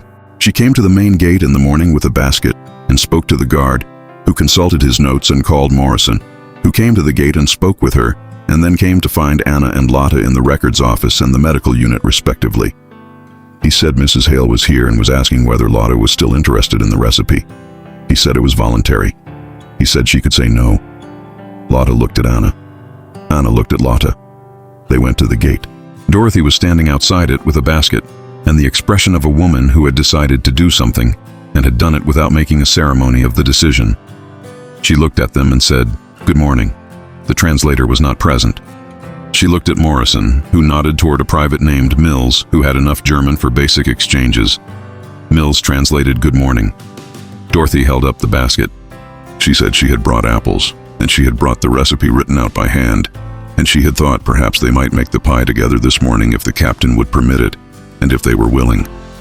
She said the camp kitchen had agreed to let them use the facilities. She said she had checked first. She had done all of this before coming. Morrison said he would permit it. They went to the camp kitchen. It was a large institutional space that smelled permanently of the large-scale cooking it performed 3 times a day, the deep fat and starch smell of institutional food preparation.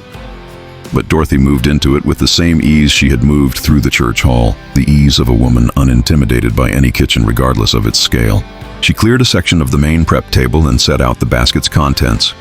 6 apples, a jar of cinnamon, a cloth bag of flour, a paper of butter, a small jar of sugar, and the recipe written on an index card in the careful handwriting of someone transcribing something they know by heart. She handed the card to Lotta. Lotta looked at it. The measurements were in American units, cups and tablespoons, and Lotta read them with the focused attention she brought to medical procedures, committing them to memory before touching anything. Dorothy watched her read it and waited without hurrying. Then Dorothy said something to Mills. Mills said she wanted to start with the crust. She said the crust was where most people went wrong, and that getting it right was a matter of temperature and restraint. Anna and Lotta looked at each other. Temperature and restraint. Dorothy showed them how to cut the butter into the flour with the specific motion of her hands, the light crossing gesture that produced the pea-sized pieces that meant the fat was distributed correctly without being incorporated fully. The distinction invisible to the eye but present in the texture. She showed them without explaining the theory, through the hands rather than the voice, and Lotta followed with the same instinct that had served her in the medical unit, watching the motion fully before attempting it, identifying the essential elements before adding anything of her own. Anna peeled the apples. She had not peeled an apple since Stuttgart, since her mother's kitchen. She picked up the peeler and found the apple and began, and felt the motion come back to her in the way of motions practiced enough in childhood that they do not fully leave. The slow spiral of the peel coming away in a continuous curl, the white flesh appearing beneath. She peeled methodically, the way her mother had peeled, moving around the apple rather than turning the apple in her hand, which was slower but produced a more even result. She peeled all 6 and set them on the board, and looked at them, and picked up the knife. Dorothy had moved to the cinnamon. She shook it into Lotta's palm first, letting her smell it before adding it to the apple mixture. Lotta bent her head over her palm and inhaled, and stayed with the inhale for a moment. She said something in German that she did not ask Mills to translate, and Dorothy watched her face and received whatever the face was saying and nodded once. They mixed the filling. They rolled the crust. Dorothy showed them the rolling motion, outward from the center, quarter turns, the even pressure that produced even thickness, the lifting and replacing to prevent sticking. Her hands were the hands of decades of this work, moving with the authority of deep familiarity, and Lotta watched them with the same attention she had given the pie at the church hall, the attention of recognition, of something being recovered rather than learned. Anna mixed the cinnamon and sugar into the apples. The smell rose from the bowl immediately, the specific compound of cinnamon and raw apple and sugar. That was the smell before cooking, the smell of potential rather than completion. She stirred and the smell intensified and moved through the kitchen, and she did not put it away this time. She let it come. She let it be the kitchen on the Rotabühlstrasse and the apple tree, and her mother, and October 1942, and all the Octobers before it. The whole long line of autumns that the apple tree had produced, and her mother had processed into this smell. She let the memory be present without managing it. She stood in the camp kitchen in Indiana and let her mother's kitchen be there with her. Dorothy watched her from the pie crust. She did not say anything. She watched Anna's hands in the bowl and watched her face, and whatever she saw in the face she received in the same way she had received Lotta at the church hall, without making a ceremony of it, without requiring that the moment be named or explained or qualified. She simply continued with the crust. They assembled the pie together, the three of them, Dorothy directing through Mills, Lotta rolling the top crust with a focused precision, Anna pouring the filling into the lined dish and smoothing it level. Dorothy showed Lotta how to crimp the edges. She demonstrated the motion twice and then stepped back and let Lotta do it. Lotta crimped with the careful attention of a student who understands that the detail matters, that the crimping is not decoration but seal, and the pie held its shape as she pressed each section closed. Dorothy looked at the crimping. She said it was right. They put the pie in the oven. While it baked, they sat at the prep table with coffee that Mills had made badly, but that was hot, and Dorothy talked about the recipe. She said her grandmother had brought it from Germany in 1891. She said her grandmother had come with her husband and 3 children and a trunk of household goods, and the recipe in her head because there was no room for a recipe card in the trunk, and besides she knew it without writing it down, had made it so many times in the Bavarian kitchen that the recipe was not external information, but internal knowledge, carried in the hands as much as the mind. She said that her grandmother had made the pie every autumn for 50 years in Pennsylvania until she died at the age of 79. She said she had made it herself for 30 years. She looked at Lotta. She said now perhaps someone else would make it. Lotta looked at the oven. She said she did not know yet where she would be making pies. She said she did not know whether she was going home or staying or what home was now. She said this in the honest and slightly formal English she was developing, the English of someone building a language carefully from its components. Dorothy said she understood that. She said that after the First World War, her husband's family had been in a similar uncertainty, that the certainty about where you belonged came later, that it was something you arrived at rather than something you started with. She said it came from the making of things. She said this simply, without philosophy, in the tone of a woman reporting what she had observed over decades of a life. She said that the people she had known who found their way through uncertainty had done it by making things, building things, cooking things, growing things. She said it was not a theory. It was what she had seen. The oven timer rang. Dorothy opened the oven door and the smell came out complete and immediate, the fully realized version of what the raw filling had promised. The cinnamon transformed by heat into something deeper. The apple caramelized to sweetness. The butter in the crust browned to the specific nutty richness of the Maillard reaction. The sugar at the cut edges darkened to the residue that Anna had seen at the church hall. The pie was golden and bubbling faintly at the cuts, and it was every pie that recipe had produced across 3 generations and 2 continents, and it was the Stuttgart kitchen, and the Bavarian village, and the Pennsylvania kitchen, and this camp kitchen, and it was all of these things simultaneously, in the way that a thing made from transmitted knowledge is always multiple things simultaneously, always the original and all its iterations at once. Dorothy set it on the table. They looked at it. Dorothy said they should let it rest for 20 minutes before cutting. They waited. Anna looked at the pie cooling on the table and thought about the photographs. She thought about them clearly and fully, and without managing them. She thought about what they contained and what she had been part of, even at the remove of a signals desk, even in the category of one person doing their job within a system rather than designing or operating its worst mechanisms. She thought about the remove and what the remove did and did not mean. She thought about the pie. She thought about the two things together without trying to resolve them, because they could not be resolved, because the honest account of what had happened and what she had been part of contained both the photographs and the recipe and the crimping of the edges and the oven and the woman who had made the pie for strangers, and the account had to contain all of it or it was not an honest account.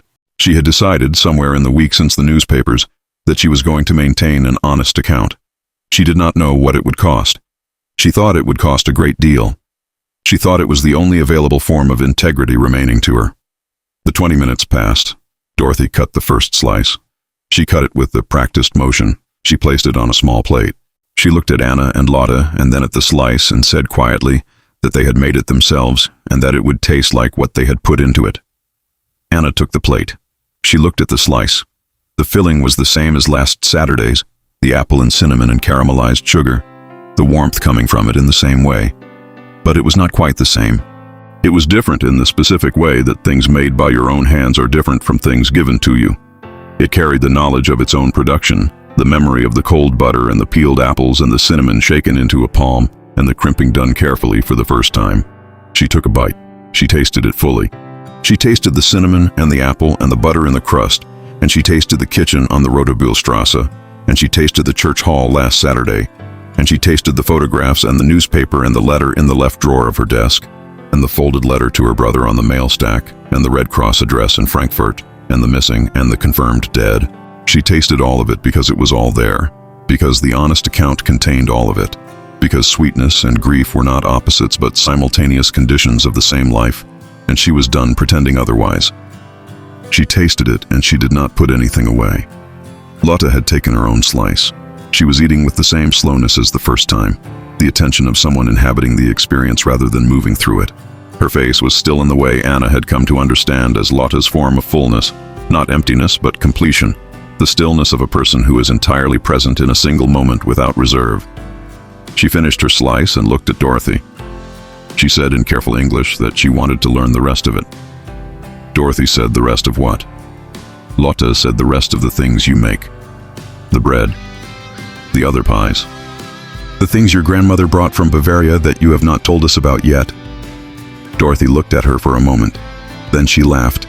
It was a real laugh. The laugh of a woman genuinely surprised and genuinely pleased. The laugh that comes when someone says exactly the right unexpected thing. She said there were a great many things her grandmother had brought from Bavaria that she had not told them about yet. She said they had time. Anna looked at her. She thought about what time meant. She thought about repatriation and Stuttgart in rubble, and her mother missing, and her brother missing, and the Germany in the newspapers and what returning to it meant for a woman who was building a new account and was not finished building it. She thought about what staying meant. She thought about what building something meant. She looked at the pie on the table. She looked at Dorothy Hale across the table.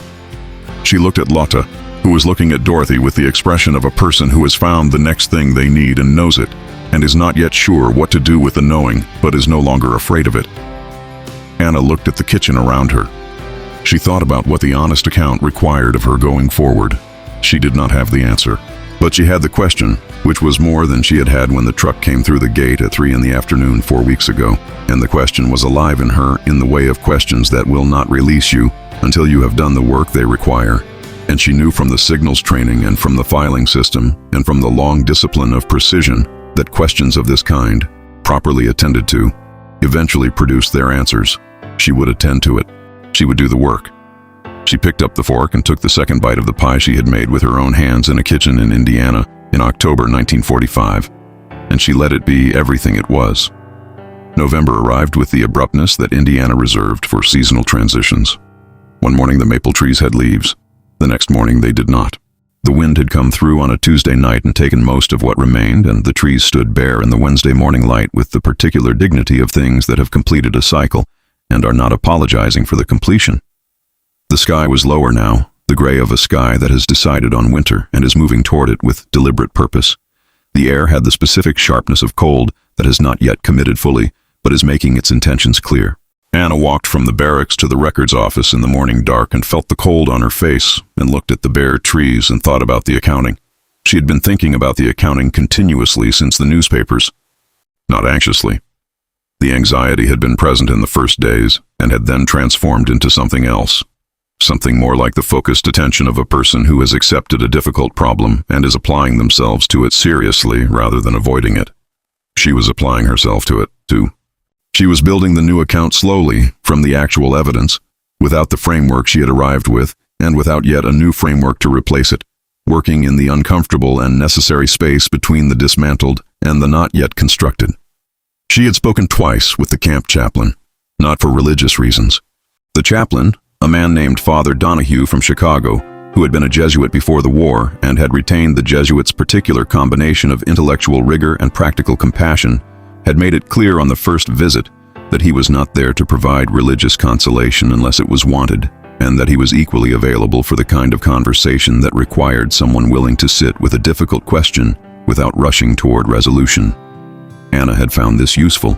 She had talked about the photographs and about her signals work and about the framework she had been operating within and about the question of what responsibility meant at the level of individual participation in systemic harm. Donahue had listened with the full attention of a man for whom listening was a practice he had developed over decades. He had asked questions that did not make the questions smaller. He had not provided answers, and he had not pretended that answers were available on the schedule that comfort required. She had valued this.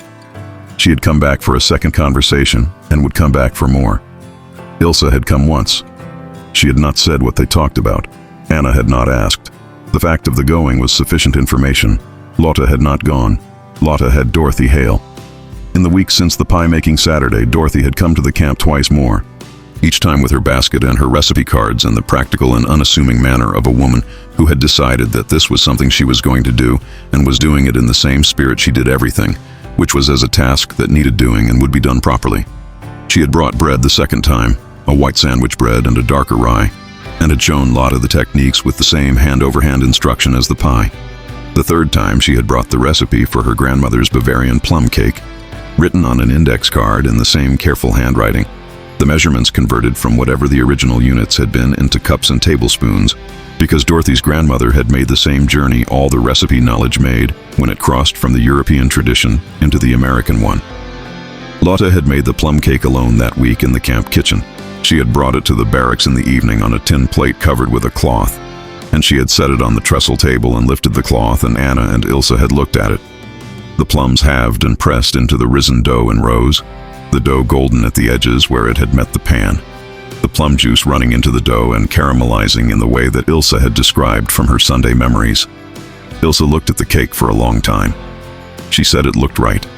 Lotta said Dorothy's grandmother had written the recipe in German first, and then Dorothy had translated it for herself, and the German was at the bottom of the card in the handwriting of someone for whom German had been a childhood language rather than a daily one, slightly uncertain in its letters, but correct in its content. Ilsa said she would like to see the card. Lotta gave it to her. Ilsa read the German at the bottom of the card. She read it slowly, in the way you read something when you are not extracting information, but listening to the voice behind the words.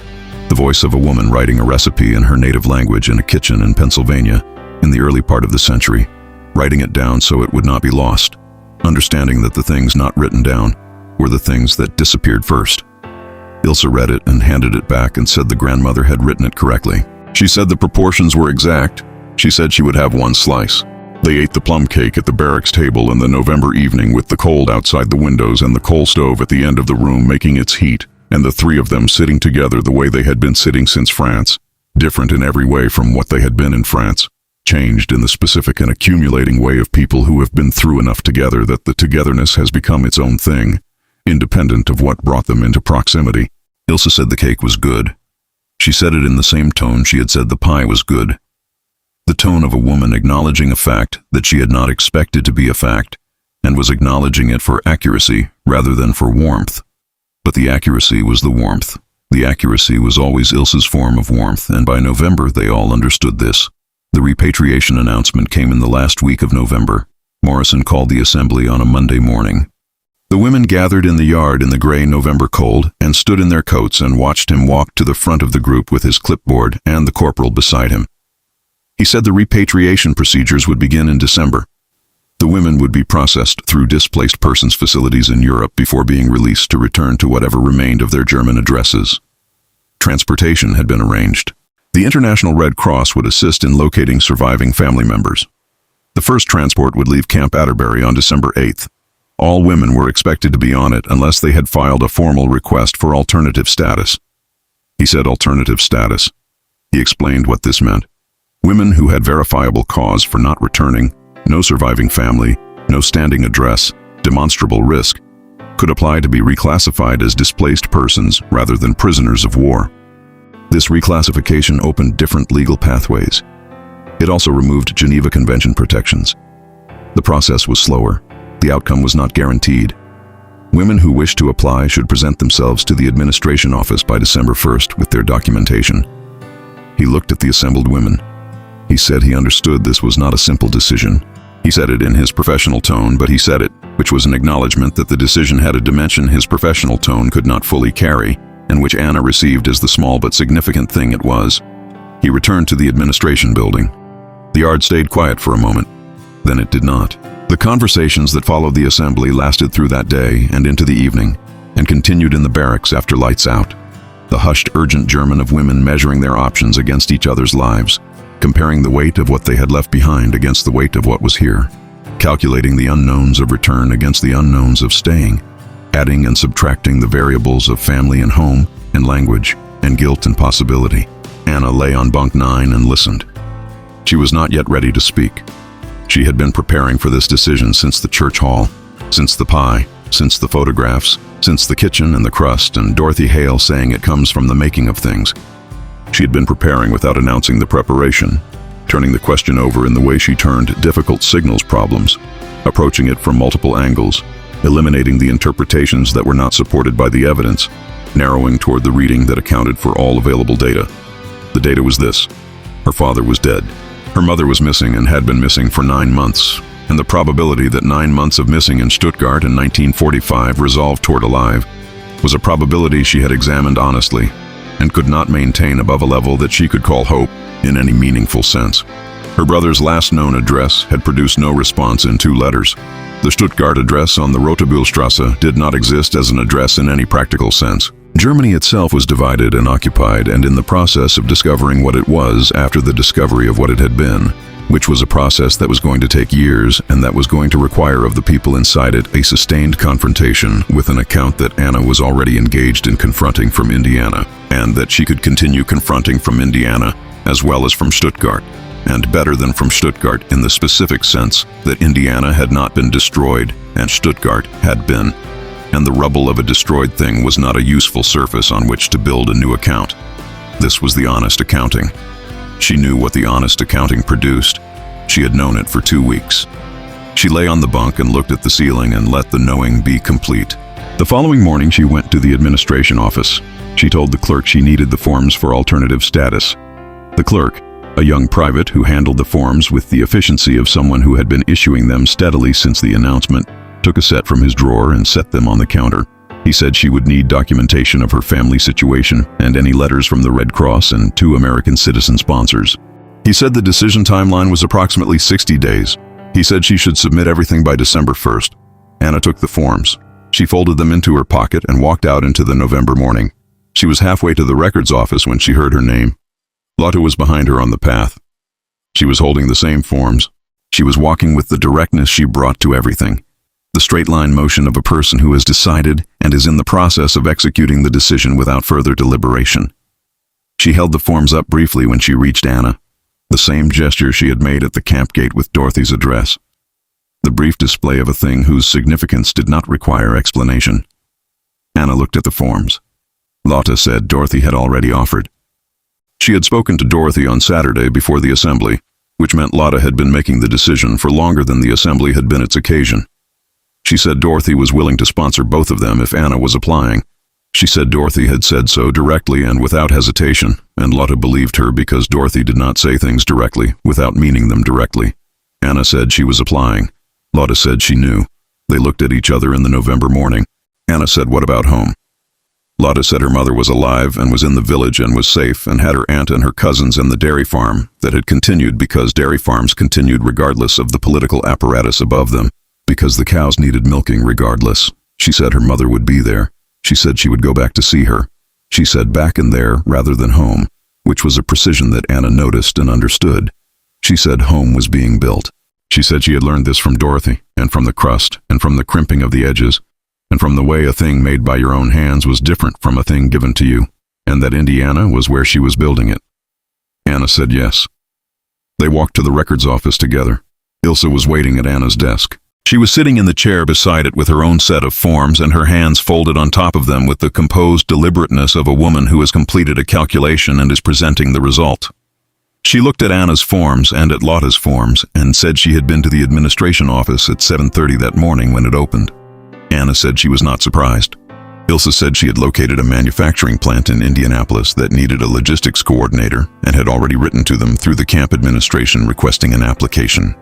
She said the plant manager had replied within 2 days and the reply had been positive and she had a letter of intent she was submitting with the forms. She said this matter-of-factly. Then she said, less matter-of-factly, that her aunt in Munich had survived but had nothing. She said the Red Cross letter had arrived on Thursday. She said her aunt was 64 years old and in a displaced persons facility, and that this was the best available outcome for someone of 64 in Munich in November 1945. And she had examined this fact from every available angle, and had concluded that she could not provide her aunt with anything from Indiana that she could not provide equally through the Red Cross and through the money she would earn at the Indianapolis plant. She said this with the precision of someone who has done the arithmetic and checked it twice and is reporting the result. Then she said, very quietly, that she had also concluded that she was not the same person who had left Germany, and that the person she was now did not know how to live in Germany, did not know how to be German in the way that Germany in 1945 required, which was the way of people who were beginning to understand what they had done and who needed to do the understanding in the place where the doing had happened. She said she was not sure she could do that understanding in Germany. She said she thought she needed the distance to do it honestly. She said distance was not the same as avoiding. Anna said she knew. Ilsa said she was aware that it was a fine distinction. Anna said the fine distinctions were the important ones. Ilsa looked at the forms on the desk. She said she was also aware that all three of them applying was not a coincidence, and that they had arrived at the same decision through separate routes, and she was interested in what that said about the routes. Anna said she thought it said the routes had been more similar than they appeared. Ilsa said perhaps. They submitted their forms on the 1st of December with Dorothy's sponsorship letter and the Red Cross documentation and the letters of intent and the evidence of family circumstances and everything the process required. The forms went to Washington. Washington moved at Washington's pace, which was not Camp Atterbury's pace, which was not Dorothy Hale's pace, which was the pace of institutions processing the consequences of a war that had produced more displaced people than any administrative system had been designed to accommodate. December passed. January arrived and passed. The camp's population diminished steadily around them as the repatriation transports departed on schedule, the barracks emptying row by row, the mess hall requiring fewer tables, the roll calls shorter each morning. The women who left did so with the subdued efficiency of people returning to uncertainty, not joyful, not relieved, but directed, moving toward the unknown German future with the forward lean of people who have no alternative direction. Anna watched them go.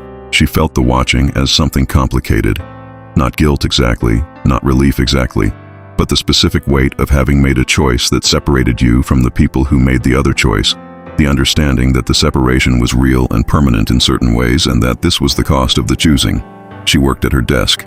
She filed the documentation of departures and reductions and administrative transitions with the precision that Gertrude had shown her on the first morning. The system maintained even as the population it served diminished. She wrote to her brother at every address she could locate through the Red Cross. She received no response. She wrote to the Stuttgart Red Cross office about her mother. She received the same response she had received in the letter from Frau Bernstein, the same clinical precision about the limits of available information, the same gentle recommendation to prepare for certain probabilities. She prepared for them without accepting them. She maintained the distinction between preparing and accepting because the distinction mattered, and because precision mattered, and because accepting was a thing she was not yet willing to do from Indiana with incomplete information. She kept writing the letters. Lotta worked in the medical unit and went to Dorothy's kitchen on Saturdays and came back with recipes on index cards that she kept in a small envelope on the shelf above her bunk alongside the soap. The collection grew. Biscuits and cornbread and the apple pie, and the plum cake, and a ginger cake and a potato bread from a Pennsylvania Dutch recipe that Dorothy had from a neighbor, and a Christmas stollen that Dorothy's grandmother had brought from Bavaria, and that Dorothy made every December from memory, because the recipe had never been written down and existed only in the transmission. Lotta wrote it down. She wrote it down in German and in English side by side, the dual transcript of a knowledge that had been making its crossing since 1891, and that she was now completing in the opposite direction, carrying it back into German through the hands of a Bavarian girl in Indiana who understood its origin in a way that Dorothy's family could not. Dorothy said she had been waiting for someone who would know what to do with it. She said it one Saturday in the kitchen when the stollen was in the oven and the kitchen was full of the cardamom and dried fruit and yeast smell of the German Christmas baking tradition rendered in American ingredients in a camp kitchen in Indiana. She said it to Lotta directly and then looked at Anna to include her in the statement. She said that recipes traveled farther when they were understood rather than simply memorized. She said her grandmother had understood the recipes she carried from Bavaria, had understood them as a form of culture as much as a form of cooking, and that this understanding was what had preserved them through 3 American generations. She said she was glad it was going back somewhere it would be understood. Anna thought about this for a long time afterward. She thought about what traveled and what was lost in the traveling and what the act of carrying knowledge across distances and through disruptions said about the people who carried it. She thought about her father's patience and her mother's kitchen and the apple tree and all the ordinary knowledge of an ordinary German domestic life that was now partly rubble and partly missing and partly held in her own hands and her own memory, the way the stolen recipe was held in Dorothy's memory and now in Lotta's handwriting. She thought about what she was carrying. She thought about what she would make with it. The approval came in February. All 3 women received their letters on the same Monday morning mail call, which was either coincidence or the administrative system processing related applications as a group, and which produced the particular simultaneity of 3 women standing in the yard at 7:45 in the February cold opening envelopes that contained the same information: resident alien status approved, effective March 1st, release from Camp Atterbury to follow within the week. They looked at each other. Ilsa said the Indianapolis plant had confirmed her start date. Lotta said Dorothy had the room ready. Anna said she had received a letter from her brother. They looked at her. She held it up. A thin envelope, the paper the recycled gray of the German postal system in 1946, with her brother's handwriting on it. The handwriting of a boy who had learned it from their father's insistence on precision, and who had carried that insistence into his own letters since childhood.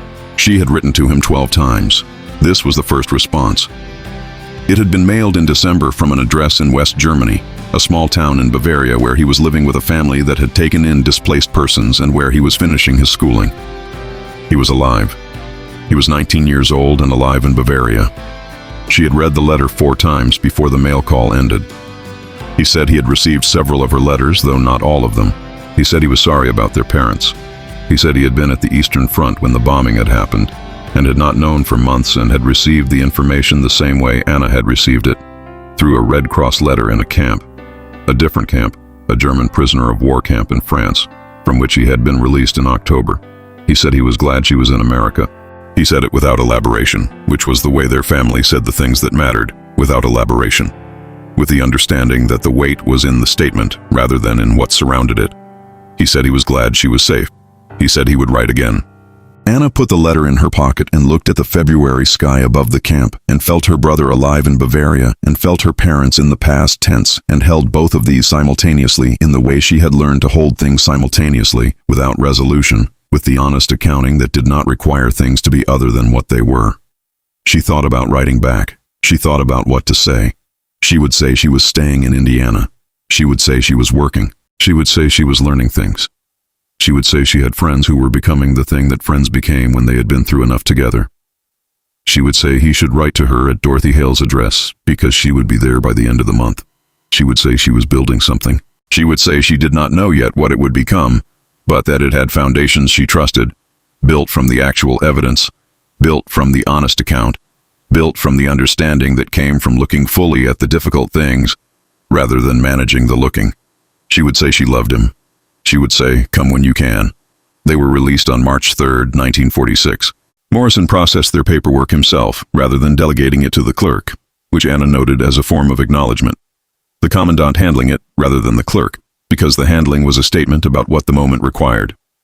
He reviewed the documents and checked the signatures and stamped the releases with the mechanical efficiency he brought to procedure, and then he looked at each of them individually in the way he had looked at the assembled women through the newspaper morning. He said they had conducted themselves well. He said it to the three of them and then to each of them specifically, and the specificity was Ilse's logistics and Lotta's medical work and Anna's records office and the 3 months of routine and difficulty and pie making and newspaper reading and the honest accounting conducted daily in the space between the data and the conclusions. He said he hoped they would find what they were looking for. Anna said she thought they were looking for what they were already building. Morrison looked at her for a moment. Then he smiled. It was the first time she had seen him smile in 3 months, and it had the quality of something reserved for appropriate occasions, which made it worth more than a smile given freely. He said that sounded right to him. He held the door open. They walked out of Camp Atterbury for the last time into the Indiana March morning. Dorothy was at the gate in her car, a green Ford that had seen several Indiana winners and wore the evidence in its fenders. She got out when she saw them and stood beside the car with her hands in her coat pockets and the expression she had worn at the church hall and at the kitchen and at every Saturday since. The expression of a woman who has decided to do something and is doing it and finds the doing sufficient without requiring the doing to be more than what it is. She opened the trunk and they put their bags in. They got in the car. Dorothy drove them into Orangeburg through the March morning. The bare trees beginning the very first suggestion of bud, the pale green of beginning on every branch if you looked at the right angle in the right light, the intimation of a spring that was weeks away but already present in potential, already present in the cellular intention of trees that had been through this cycle enough times to know what came next. Anna looked at the houses as they moved through the town. She looked at them from inside the town this time, not from behind a fence and not from the distance of a truck or a transport, from inside it. The houses looked the same as they had looked from outside the fence, and they looked different. Both things were true. The same white and cream and pale yellow, the same porches and shutters, the same domestic permanence. But from inside the fence they had been evidence, data points in an accounting, things observed through the specific filter of a person calculating the gap between what she had been told and what was. From inside the town they were simply houses, the houses of people who lived in them. The ordinary architecture of ordinary American lives that were not simple and were not without their own darkness and their own losses and their own complexity, but that were housed in these buildings on these streets in this town, and that had produced, among other things, Dorothy Hale and her recipe and her basket, and her Saturday mornings and her grandmother's knowledge crossing 3 generations to arrive in a camp kitchen in Indiana at the moment it was needed. Dorothy pulled up to a white house on a tree-lined street. 2 stories, a porch with a wooden swing. A side yard with a garden that was bare now but whose organization was visible in the structure of the raised beds and the pruned fruit trees along the back fence. The garden of someone who worked it seriously and would work it again when the season permitted. There was an apple tree against the back wall. Anna saw it from the car. She sat in the passenger seat and looked at the apple tree, bare in the March morning, its branches precise against the gray sky, holding the potential of its spring blossom and its autumn fruit the way trees hold everything. In the structure, in the encoded instruction of growth that the cold could interrupt but not prevent. Dorothy saw her looking. She said the apples were ready in September. She said they made very good pie. Anna looked at the tree for another moment. Then she opened the car door and got out. 23 years later, October 1969, Stuttgart, West Germany. The city Anna had left in 1942 was no longer the city she had left. This was true in the literal sense of the rebuilt streets and the new buildings constructed on the footprints of the destroyed ones. The city reconstructed in the post-war architectural idiom that was modern and functional, and that bore in its clean lines the specific quality of things built by people who had decided to begin again rather than to reconstruct exactly what had been there before. It was also true in the sense that Anna herself was no longer the person who had left, and that the encounter between a changed person and a changed place was not a return, but a meeting. 2 things that had evolved separately along separate lines for 23 years, meeting now in the October afternoon light on a rebuilt Stuttgart street. She had come for her brother. He had married a woman named Elke in 1955 and had become the engineer he had mentioned in the letter from 1945, and had 2 daughters who were now 14 and 11, and who received their Aunt Anna from America with the specific quality of attention that children give to relatives who live in legendary places, which America still was in West Germany in 1969. The legendary place of the Marshall Plan and the films and the root beer and the blue jeans that had arrived with the occupation and never entirely departed. The older daughter, Marta, had asked immediately whether Anna had met any famous Americans. Anna said she had met some ordinary Americans who were worth considerably more than famous ones. Marta had considered this and said she supposed that was possible. The dinner at her brother's house was a German dinner, pork roast and dumplings and red cabbage in the manner of their mother's cooking, which Elke had learned from her own mother, and which was close enough to the Stuttgart cooking of their childhood that it produced in Anna the specific compound sensation of recognition and difference, the almost right quality of things that are related to the original, but are not the original. She ate it and was grateful for the almost right. She was grateful for her brother across the table, thicker now at 42 than the boy in the 1945 letter, gray already at his temples in the way of their father, with their father's hands and their father's precision and their father's patience and something additional that was his own. The particular quality of a man who had started from rubble and had built carefully and had not pretended the rubble wasn't rubble. They talked after dinner while Elke put the daughters to bed. They talked about their parents. They had talked about them before, in the letters over the years, but differently. The letters had the distance of letters, the management of disclosure that comes with the written form. In person there was no management. There was the dining room table and the empty wine glasses, and the October night outside the window and 23 years of parallel lives that had never been in the same room since a Stuttgart that no longer existed. Her brother said he had found their mother's grave. He said it quietly and directly, the way their family said things that mattered. He said the Red Cross had finally established her location in 1952, a hospital in the city's outskirts that had received bombing casualties in January 1945, and where she had died 3 days after the raid, which was information that was both worse and better than the missing designation, worse because it was final, and better because final was a place you could locate grief rather than suspending it indefinitely in the uncertainty of missing. He said the grave was in the Pragerfriedhof cemetery. He said he visited in October because the apple tree in the cemetery near the grave was in its autumn turning, and the leaves were the color she had liked. Anna said she would go tomorrow. He said he would take her. She said she knew the way. She said she would go alone first and then with him. He looked at her and understood. She went the next morning in the early gray of the October day, walking through streets that were rebuilt and familiar and strange, past the address on the Rote-Bühlstrasse that was now a different building, with a different facade, but the same dimensions, the same footprint, the same position on the same street, the ghost of the original present in the persistence of the form. She stood in front of it for a moment. She thought about the kitchen window fogged in October, the apple tree, her mother's knife on the cutting board. She thought about these things and let them be what they were. Not lost exactly, because they were in her, because the honest account contained them, because the carrying of them was part of the account, and the carrying was something she had been doing for 23 years in Indiana, and could do here as well, in the October morning in front of the rebuilt building that stood where the original had been, and that was both the same place and not the same place. She walked to the Pragerfriedhof. She found the grave. It was well maintained. Her brother came in October. The grass was cut and the stone was clean, and it said her mother's name and her dates and nothing else, because nothing else was necessary. An apple tree stood nearby, not the apple tree which had been in Stuttgart, which was 20 minutes walk from here, but an apple tree in its full October turning, the leaves the color her mother had liked. Anna stood at the grave. She did not speak. She was there for a long time. She thought about the pie. She thought about Dorothy Hale's grandmother carrying the recipe from a Bavarian village in 1891 in her head because there was no room in the trunk, and about Dorothy preserving it through 3 generations, and about Lotta crimping the edges in the camp kitchen, and about herself peeling the apples with the motion her mother had taught her, and about the pie she had been making every October since 1946 in Indiana, with Dorothy's recipe on the index card, and the apple tree in Dorothy's garden against the back wall. She thought about the transmission. The recipe had left Germany in 1891.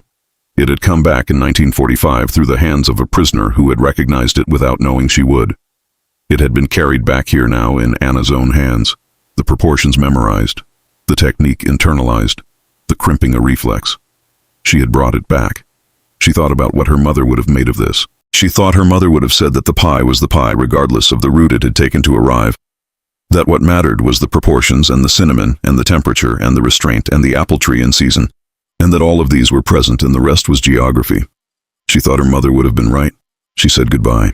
She walked back through the rebuilt Stuttgart morning to her brother's house where Elke had breakfast on the table, and the daughters were eating before school, and her brother was reading the newspaper with their father's attention, the specific reading posture of a man examining the evidence. She sat down. Elke put coffee in front of her. Marta asked if Aunt Anna could come to school today to talk about America. Anna said she could come after lunch if the school permitted it. Marta said she would ask. She did ask, and the school permitted it. And that afternoon, Anna stood in front of 22 West German 14-year-olds in a Stuttgart classroom and talked about Indiana and Camp Atterbury and the honest accounting and what it had cost and what it had produced and the pie that had come from Bavaria and crossed an ocean and come back again through a church hall and a camp kitchen, and 3 women who had needed something that they had not known they needed until it was set in front of them. She talked for an hour. The 14-year-olds were quiet in the way of young people confronted with information that exceeds their available framework. Several of them had fathers or grandfathers who had served. Several of them had grown up in rebuilt houses on rebuilt streets in rebuilt cities and had not yet fully examined what lay beneath the rebuilding. Anna told them to examine it. She told them the honest accounting was difficult and necessary, and that the difficulty was not a reason to avoid it, but a measure of its importance. She told them about Dorothy Hale's grandmother and the recipe in her head. She told them that the things worth carrying were the things you understood, not merely the things you possessed. She told them that understanding required looking at everything, including the difficult things, especially the difficult things, particularly the things that reflected poorly on the accounting you had previously maintained. She told them that the pie was still good. One of the boys in the back row asked what kind of pie. She said apple with cinnamon, from a Bavarian village, 3 generations old. The boy wrote this down. Indianapolis, October 1989. Ilse Brandt retired from the Midwest Manufacturing Group on a Friday afternoon in October. She had been their logistics director for 11 years, having ascended from coordinator to manager to director through the application of the same principles she had applied to everything since Leipzig, the disciplined management of available resources toward specified outcomes with the minimum waste of either. The company gave her a small dinner. Her colleagues spoke about her precision and her efficiency and her standards and the way that working under her had been demanding in a way that produced better workers, the way that a demanding standard elevated everything it touched. She accepted their words with the same compressed acknowledgement she gave to all acknowledgements. She was 67 years old. She had not married. She had not particularly wanted to, having observed that the form of life available to her through the work and the apartment and the Saturday visits to Anna's house in Greenwood, the Indianapolis suburb where Anna had moved after Dorothy Hale's death in 1972, was the form of life she required. She had enough. She had her precision and her work and the monthly dinners with Anna and the occasional visits from Lotta, who had stayed in Orangeburg and married a man named Harold, whose father had been a hardware merchant and who ran the hardware store herself now, with the efficiency of a woman who had spent 3 years coordinating military logistics and found civilian inventory management comfortingly straightforward. She drove from the retirement dinner to Anna's house. Anna had made dinner, not a special dinner. The ordinary dinner of a Friday evening when Ilse came, the dinner of 2 women who had known each other long enough that the cooking did not require occasion, that it was simply what happened on Friday evenings when Ilse came. Pork chops and potatoes and the red cabbage that was closest to the German preparation, and bread from the recipe Dorothy had taught Lotta, and Lotta had taught Anna, and Anna had made weekly since 1947. And pie. October meant pie. This was a fixed point in Anna's calendar, as it had been in her mother's calendar, as it had presumably been in the calendar of Dorothy's grandmother in Bavaria and in Pennsylvania. The apple tree in the garden determining the timing, the apples ready when they were ready, and the pie made when they were ready, because that was what you did, because the rhythm of the tree and the kitchen were connected in the way that Dorothy had said, and that Anna had spent 40 years confirming through practice. See. They ate dinner. They did not talk about retirement. Ilse would find what to do with the time. She always found what to do. Anna did not worry about this, and Ilse did not require her to worry about it. They talked about Anna's brother, who had visited in August with his older daughter Marta, now in her mid-30s and working as a journalist in Hamburg. They talked about Lotta's grandchildren, the 2 youngest of whom had visited Lotta's mother in Bavaria the previous summer, and had come back speaking a Bavarian German that their American parents found both delightful and incomprehensible. They talked about a book Anna had been reading about the post-war German reconstruction that her brother had sent from Stuttgart. A serious, scholarly account that examined the relationship between material rebuilding and moral reconstruction. The argument being that the speed of the material recovery had in certain respects outpaced the moral one. Ilse said that was not a surprising argument. Anna said no, but it was a well-made one. Ilse said she had been making her own version of that argument for 40 years. Anna said she knew. After dinner, they sat with the pie. The pie was the same pie it had always been. Dorothy's grandmother's recipe, the apple and cinnamon and the crimped edges, the steam still coming from the cuts because Anna still timed the dinner, so the pie came out of the oven during the meal and had its 20 minutes while they ate. The smell of it was in the kitchen and in the dining room and in all the rooms of the house where the smell of October baking settled. Ilse cut her own slice. She cut it with the precision she brought to everything, the clean entry of the knife, the angle correct, the piece maintained rather than crumbled. She placed it on her plate and looked at it for a moment, in the way she had looked at it the first time in the church hall in Orangeburg in October 1945, the look of a person taking an accurate inventory before proceeding. She said it was the same. Anna said yes. Ilse said she had eaten this pie 44 times in the years since the church hall. Anna said she had counted. Ilse said of course she had counted. They looked at each other. Ilse said she had been thinking about writing something. Not a memoir. She did not have the patience for the memoir form, with its requirement of performing interiority for an audience. Something more like a record, a logistical account of the experience of being a German prisoner in America in 1945 and 1946, written in the mode of a logistics report, with findings and analysis and conclusions supported by evidence. She said she thought the evidence was worth recording. She said she thought the conclusions were the kind of conclusions that needed to be stated clearly rather than implied. Anna asked what the primary conclusion was. Ilse was quiet for a moment. She looked at the pie on her plate. She said that the primary conclusion was that dignity was not a national characteristic, but a practice. She said it was practiced or it was not practiced, and when it was practiced, it produced specific outcomes, and when it was not practiced, it produced different specific outcomes, and the evidence for both propositions was abundant, and the analysis was not complicated. She said dignity was Dorothy Hale making pie on a Saturday morning for people she had never met. She said it was Morrison saying guests when he could have said prisoners. She said it was the bars of real soap and the real mattresses and the 80 cents a day and the English classes and the library with the books the Nazi government had banned. She said it was Caruso and his 32nd of an inch. She said it was Harold's sandwich placed without ceremony. She said it was all of these things practiced by ordinary people in their ordinary capacities without requiring a framework larger than the decision itself. She said the decision was simply whether to extend dignity or withhold it, and that this decision was available to everyone at every moment, regardless of the category of the person before them, and that some countries and some people and some systems chose to extend it and some chose to withhold it, and the outcomes of these choices were not mysterious but exactly what you would predict from the decision. She put down her fork. She said the pie was the evidence. Anna said yes. They sat in the Indiana October evening with the bare apple tree visible through the kitchen window. The tree whose apples had made this pie and would make next October's pie and the pie after that as long as the tree stood and someone was there to use what it produced. Anna thought about her mother's apple tree on the Rodbühlstrasse. She thought about her mother's hands on the cutting board. She thought about the October afternoon light fogging the kitchen windows. She thought about all the distance between that kitchen and this one, and all the things the distance contained. The war and the capture and the truck and the gate and the soap and the mess hall and the church hall and Dorothy and the crust and the photographs and the honest accounting and her brother alive in Bavaria and her mother in the Prague Friedhof and the 14-year-olds in the Stuttgart classroom and Lotte in Orangeburg and Ilse across the table with her fork and her precision and her EF 44 counted pies. She thought about what had been carried and what had been lost and what had been built from the carrying. She thought about what her mother would have made of this kitchen. She thought her mother would have approved of the apple tree. She thought her mother would have approved of Ilse. She thought her mother would have found Dorothy Hale's recipe adequate, which was the highest form of approval available in her mother's kitchen vocabulary, and that adequate in her mother's kitchen had meant exactly what it had meant in Caruso's workshop. Not sufficient, but correct. Not enough, but right. The work done to the standard, the work required, and therefore done in the only way worth doing. She picked up the fork. She took the last bite of the pie. Outside the window, the apple tree stood in the Indiana dark, bare and patient and full of next year.